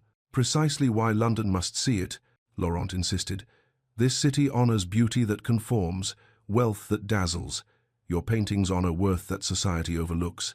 That's revolutionary, Evelyn. That's necessary. The use of her given name felt natural, unforced. She realized she'd been calling him Laurent rather than Monsieur Beaumont for the past 20 minutes. Over dessert, his expression grew more serious. Lady Evelyn, I haven't been entirely forthcoming about my circumstances. Evelyn's heart sank slightly. Here it came. Whatever complication would ruin this perfect evening. I'm not merely an art dealer, Laurent continued. I am Comte Laurent de Beaumont. My family holds considerable estates in France and significant wealth. I concealed my rank initially because I wanted your assessment of my ideas, not my title. Evelyn stared at him, processing. You're a comte. I am. And I'm revealing myself now because I'm about to make a proposal that requires complete honesty between us. He reached across the table, not quite touching her hand. Come to France, not as my guest, but as my partner in creating a network of schools, in establishing galleries for overlooked artists, in building something meaningful together. He paused, his brown eyes steady on hers. And if, over time, we find we suit each other, perhaps as my wife. The proposal hung between them like a held breath. Laurent, I'm honored, Evelyn said carefully. Truly. But I've only just reclaimed my autonomy. The idea of immediately tying myself to another person, however kind. Of course. His smile was understanding, no trace of wounded pride. I don't require an answer now. Agree to the exhibition first. Let London see your work. Then decide about France, about partnership, about everything else. You're very patient. I'm very certain, Laurent corrected gently. I offer you respect, Evelyn. Uncomplicated, genuine respect. No tortured history, no redemption arcs. Simply two people who admire each other building something worthwhile together. Everything Adrian wasn't. Straightforward, easy, safe. But also, Evelyn couldn't help noticing, everything Adrian was. Titled, wealthy, offering to transform her life with his resources and position. The parallel wasn't lost on her. Lady Beatrice was waiting when Evelyn returned to Harrow House, her expression uncharacteristically warm. You're looking flushed, dear. Did you have a pleasant evening? Every instinct Evelyn had developed over years of Beatrice's cruelty screamed, warning. It was pleasant, yes. I'm so glad. Beatrice's smile was saccharine. I've taken the liberty of organizing a small gathering tomorrow afternoon. Just a few close friends. I thought it might be nice to properly reintroduce you to society. I appreciate the thought, but I'm not interested in... Oh, but I've already sent the invitations, Beatrice interrupted smoothly. It would be terribly awkward to cancel now. Besides, the Duke of Blackwell specifically accepted. Evelyn's spine stiffened. You invited the Duke? He's been so generous to your little school. It would be rude not to include him. Beatrice's eyes glittered with malice, poorly disguised as innocence. 3 o'clock tomorrow. Do wear something appropriate. She swept from the room, leaving Evelyn with the certainty that she'd just been maneuvered into a trap.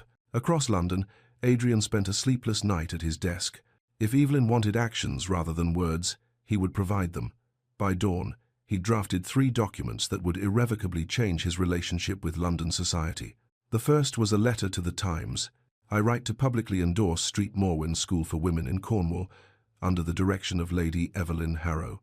Her innovative educational methods demonstrate what can be accomplished when we invest in the intellectual development of all citizens, regardless of gender or class. I call upon my fellow lords to support similar initiatives across England. The second was a series of letters to parliamentary allies, using his political influence to propose legislation supporting female literacy programs. The third was personal, a decision to attend Beatrice's gathering and publicly demonstrate his changed perspective before the very society that had watched him dismiss Evelyn. You're playing with fire, Blackwell, Lord Henry warned when Adrian explained his plans over breakfast. Society doesn't forgive men who contradict their previous positions. Then let them condemn me, Adrian said quietly. I've spent 5 years being what they expected. It's gained me nothing but emptiness.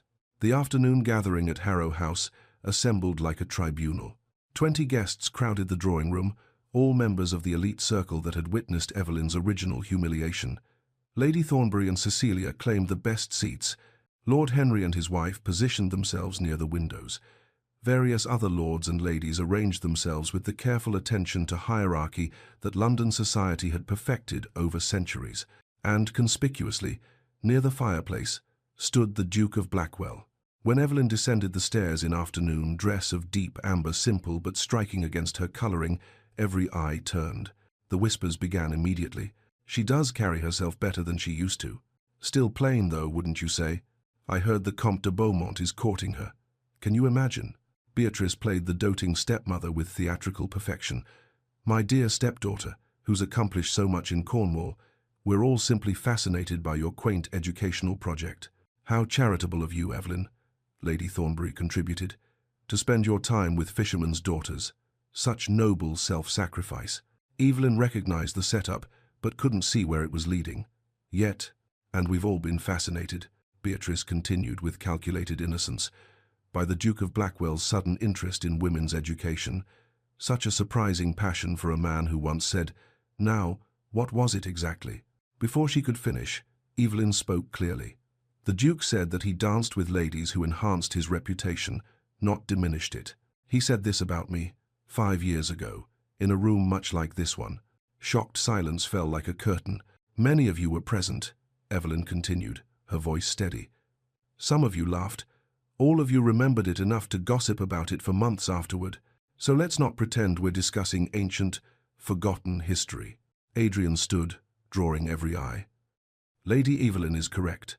I said those words, and I was wrong, catastrophically, shamefully wrong. The room seemed to hold its collective breath. I stood in a ballroom 5 years ago, Adrian continued, his voice carrying the weight of genuine remorse, and dismissed a kind, intelligent woman because I was too shallow to see past society's arbitrary standards of beauty. Too proud to risk my reputation by acknowledging worth that didn't announce itself with fashionable gowns and aristocratic connections. Lady Thornbury made a small sound of disapproval, but Adrian pressed on. I watched her be humiliated and banished, and I did nothing. I told myself it was appropriate, that she was unsuited for our society. The truth is that I was unsuited for anyone's society, too cowardly to defend the vulnerable, too concerned with my own standing to risk it for decency. He turned to face Evelyn directly.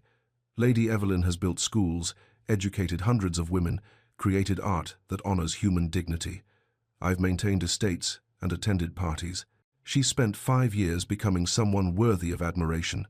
I've spent 5 years regretting that I failed to be someone worthy of her regard. His gaze swept across the assembled society. So judge me, if you will. Gossip about the Duke, who publicly admitted fault. But know this, if you mock Lady Evelyn now, you mock someone who has accomplished more genuine good than everyone in this room combined. The silence stretched. Then Lord Henry began to clap, slowly at first, then with genuine enthusiasm.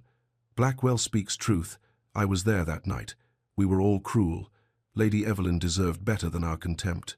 How dramatic, Lady Thornbury sniffed. Surely we're all overthinking a minor social incident from years ago. It wasn't minor to Lady Evelyn, Mother, Cecilia said quietly, surprising everyone in the room, perhaps herself most of all. We were horrid to her.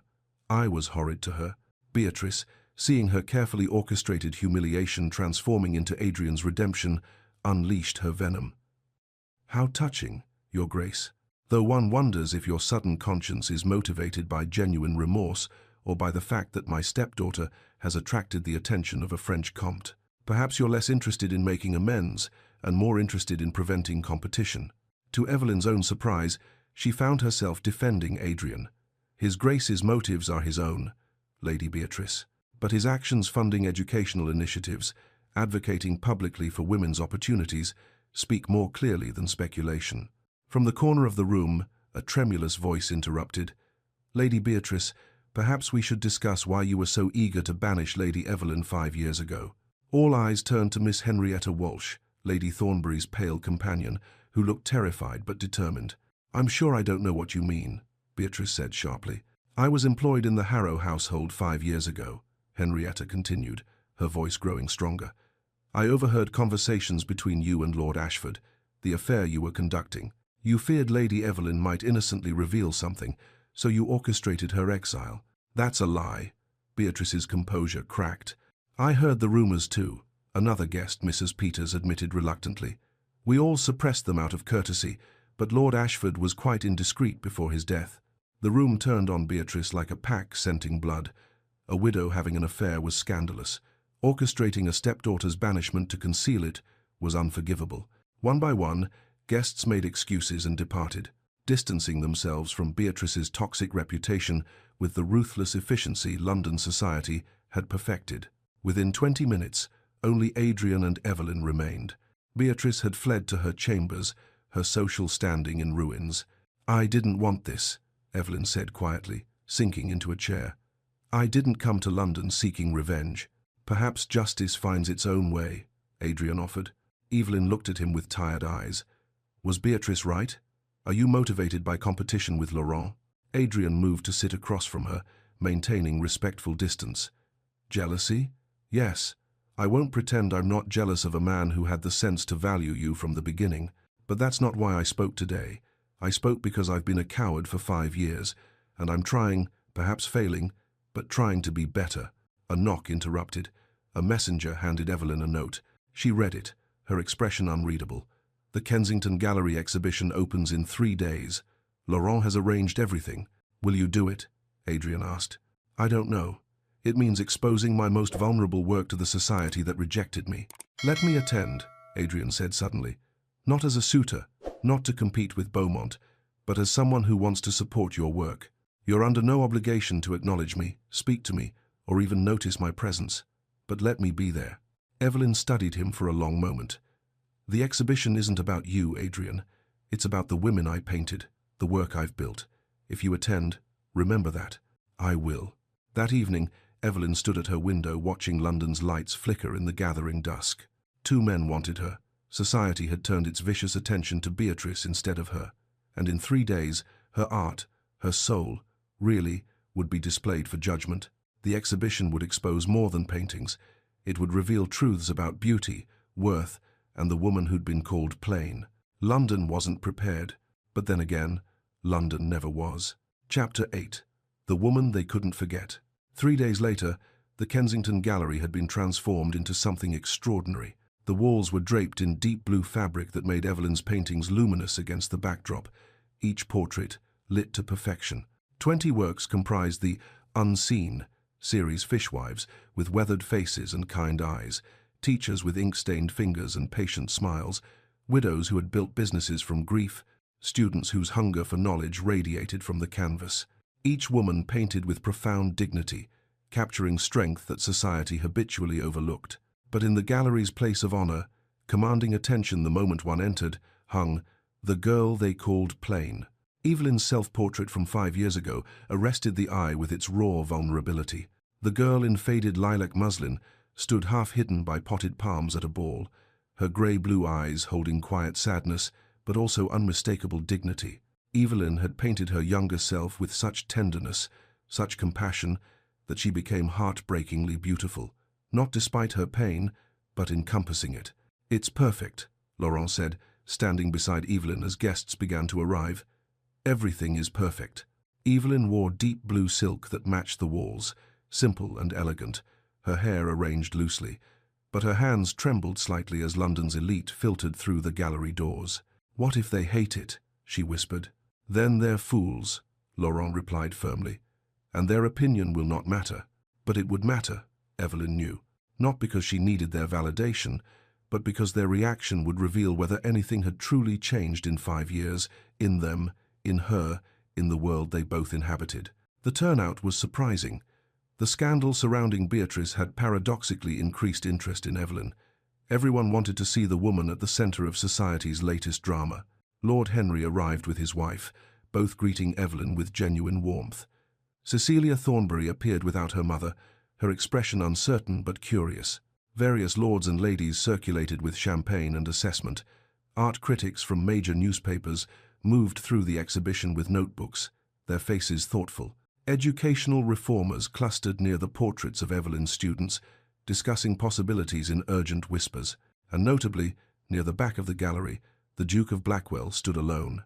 Adrian had dressed impeccably but without ostentation, his dark coat and grey waistcoat speaking of restraint rather than display. He positioned himself where he could observe without imposing, keeping his promise not to intrude on Evelyn's night. But his eyes found her immediately, and didn't leave. Laurent moved to the centre of the gallery and raised his hand for attention. Conversations quieted as London society turned toward the elegant Frenchman. "Art reveals what society obscures," he began, his accented English lending weight to his words. "Lady Evelyn Harrow has created portraits that force us to see worth we habitually overlook." He gestured toward the paintings surrounding them. "These works are not merely technically accomplished, though they are morally necessary. They insist that beauty and value exist beyond ballrooms and fashion, beyond wealth and pedigree." His gaze found Evelyn, and his smile was warm. "I present to you not just an artist, but a visionary Lady Evelyn Grace Harrow." Applause rippled through the gallery as Evelyn moved forward, her heart pounding. "I'm not accustomed to public speaking," she began, her voice steadier than she felt, "and I'm certainly not accustomed to having London's attention directed toward me with anything other than dismissal." A few uncomfortable shifts in the crowd. "Good, let them feel uncomfortable. These portraits are of women I've had the privilege to know in Cornwall," she continued. "Women who taught me that worth isn't assigned by others, it's inherent. It exists whether or not anyone acknowledges it." She paused, gathering courage for what came next. "5 years ago, I was told I was plain, forgettable, unsuited for notice. Those words nearly destroyed me." Her eyes swept across the assembly, touching briefly on faces that had mocked her. "But they also freed me to discover what I valued in myself, independent of society's judgment."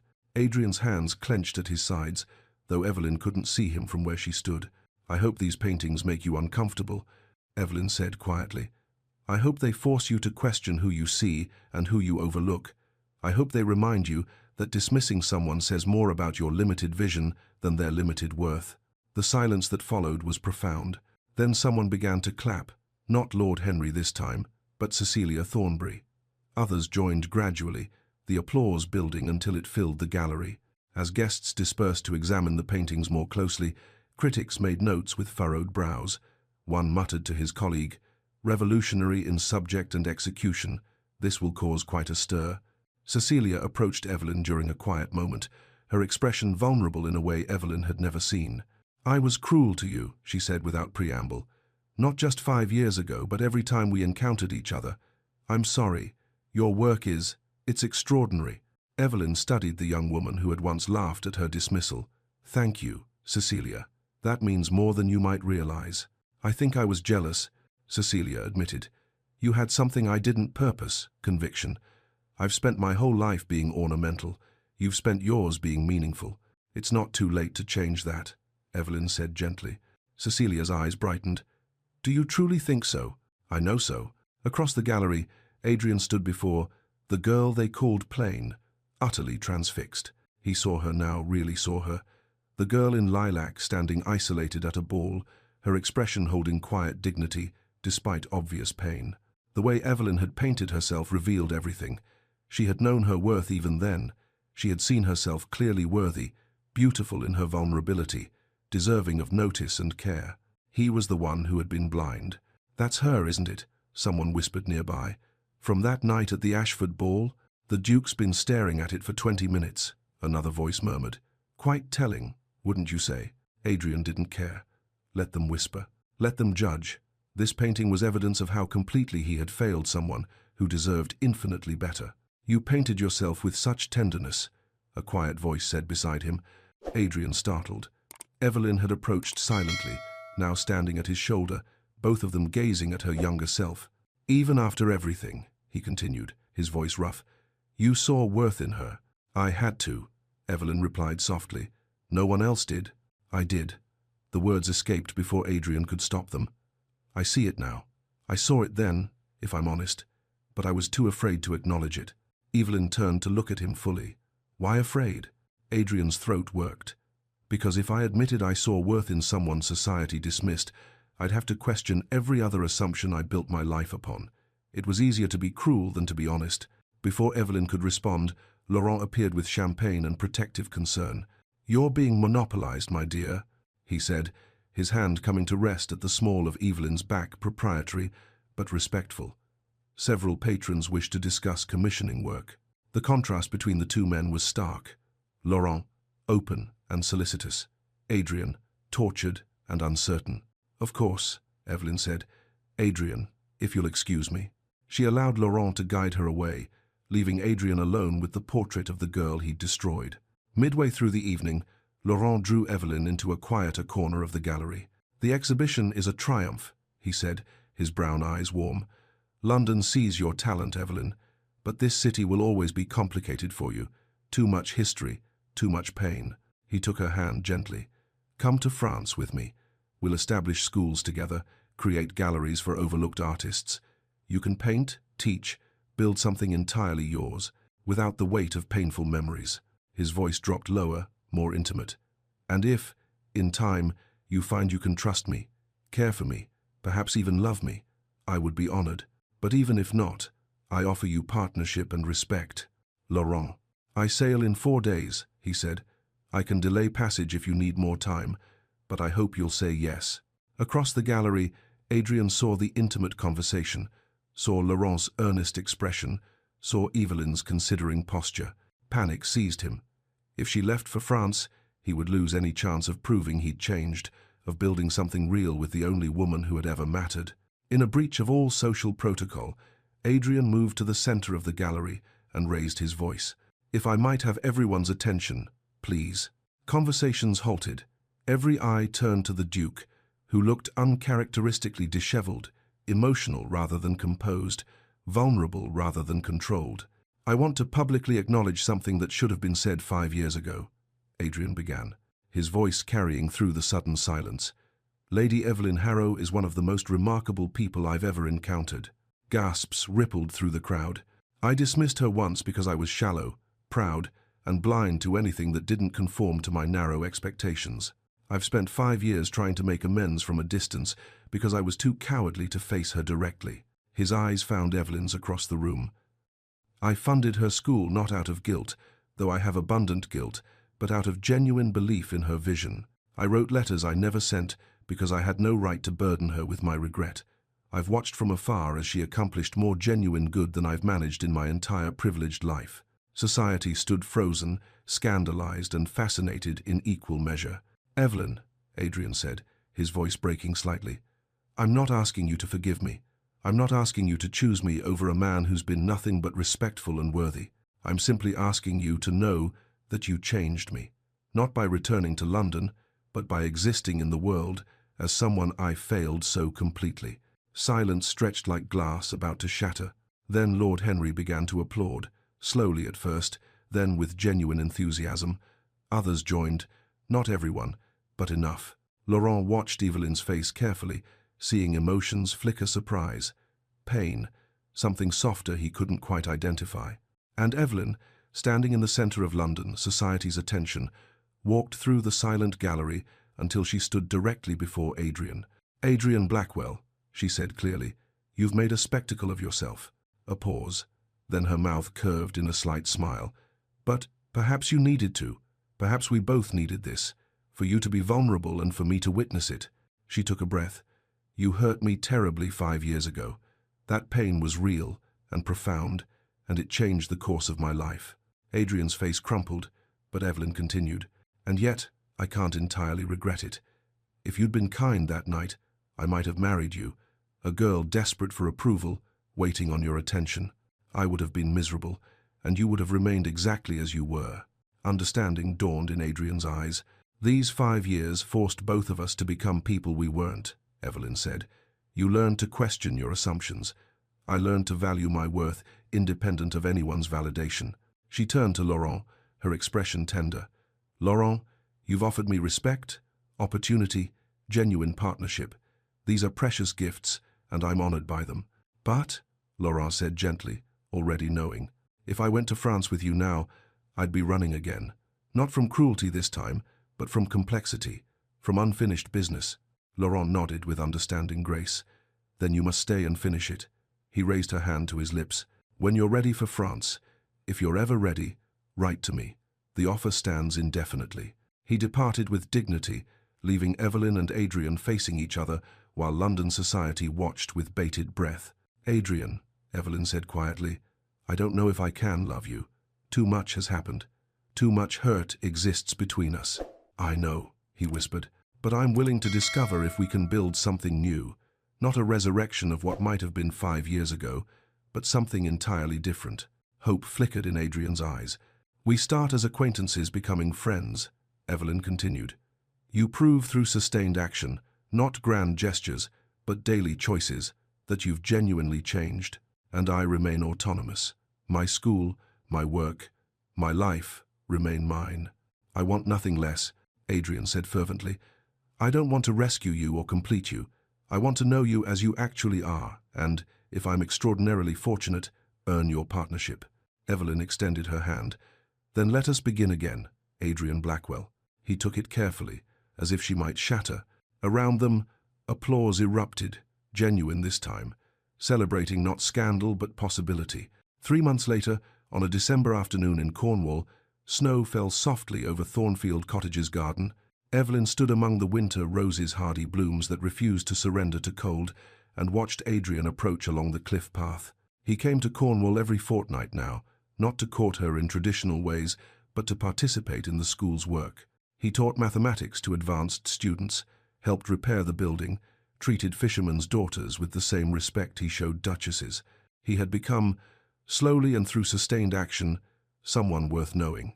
You're early, Evelyn said as he reached her. I couldn't stay away. Adrian's smile was tentative. I wanted to see you. They walked along the cliffs, discussing the book she'd lent him, arguing about politics, slowly learning each other's minds and hearts. Finally, as snow dusted their shoulders, Evelyn stopped and turned to face him. I think I might be falling in love with you, she said. Not the Duke of Blackwell, but Adrian, the man who spent 3 months proving his character through action. Adrian's breath caught. I've been in love with you since I saw you in Hatchard's bookshop and realized the woman I dismissed was extraordinary. But I'm more in love with you now, knowing you fully. He pulled papers from his coat. I have something for you. Not a ring, not yet. But this. Evelyn examined the legal documents, establishing a joint trust for educational initiatives across England, funded equally by both of them. Marry me, Evelyn, Adrian said quietly. Not because I'm a duke or because you were once dismissed and now I'm making amends. Marry me because we can build something meaningful together, because your mind challenges mine, because I want to spend my life proving worthy of your partnership. Evelyn looked up from the papers, snow catching in her hair. Yes, on the condition that we're equals in all things property, decisions, life. I would expect nothing less. Their kiss was tender, respectful, full of promise. Snow fell around them, and the winter roses bloomed against all odds. The wedding, held in Penrith Small Church 3 months later, was attended by fishing families and students, Lord Henry and his wife, Mrs. Wren and Mrs. Alcott, and a handful of friends. Not a society spectacle, but a genuine celebration. London gossip churned for months over the scandal of a duke marrying a woman he'd once dismissed. But Adrian and Evelyn didn't care. They were in Cornwall, building schools and lives, creating something that mattered. In her studio at Thornfield, Evelyn completed a companion piece to The Girl They Called Plain, a portrait of herself now, titled The Woman Who Knew Her Worth. Same grey-blue eyes, same light brown hair, but radiating confidence and peace.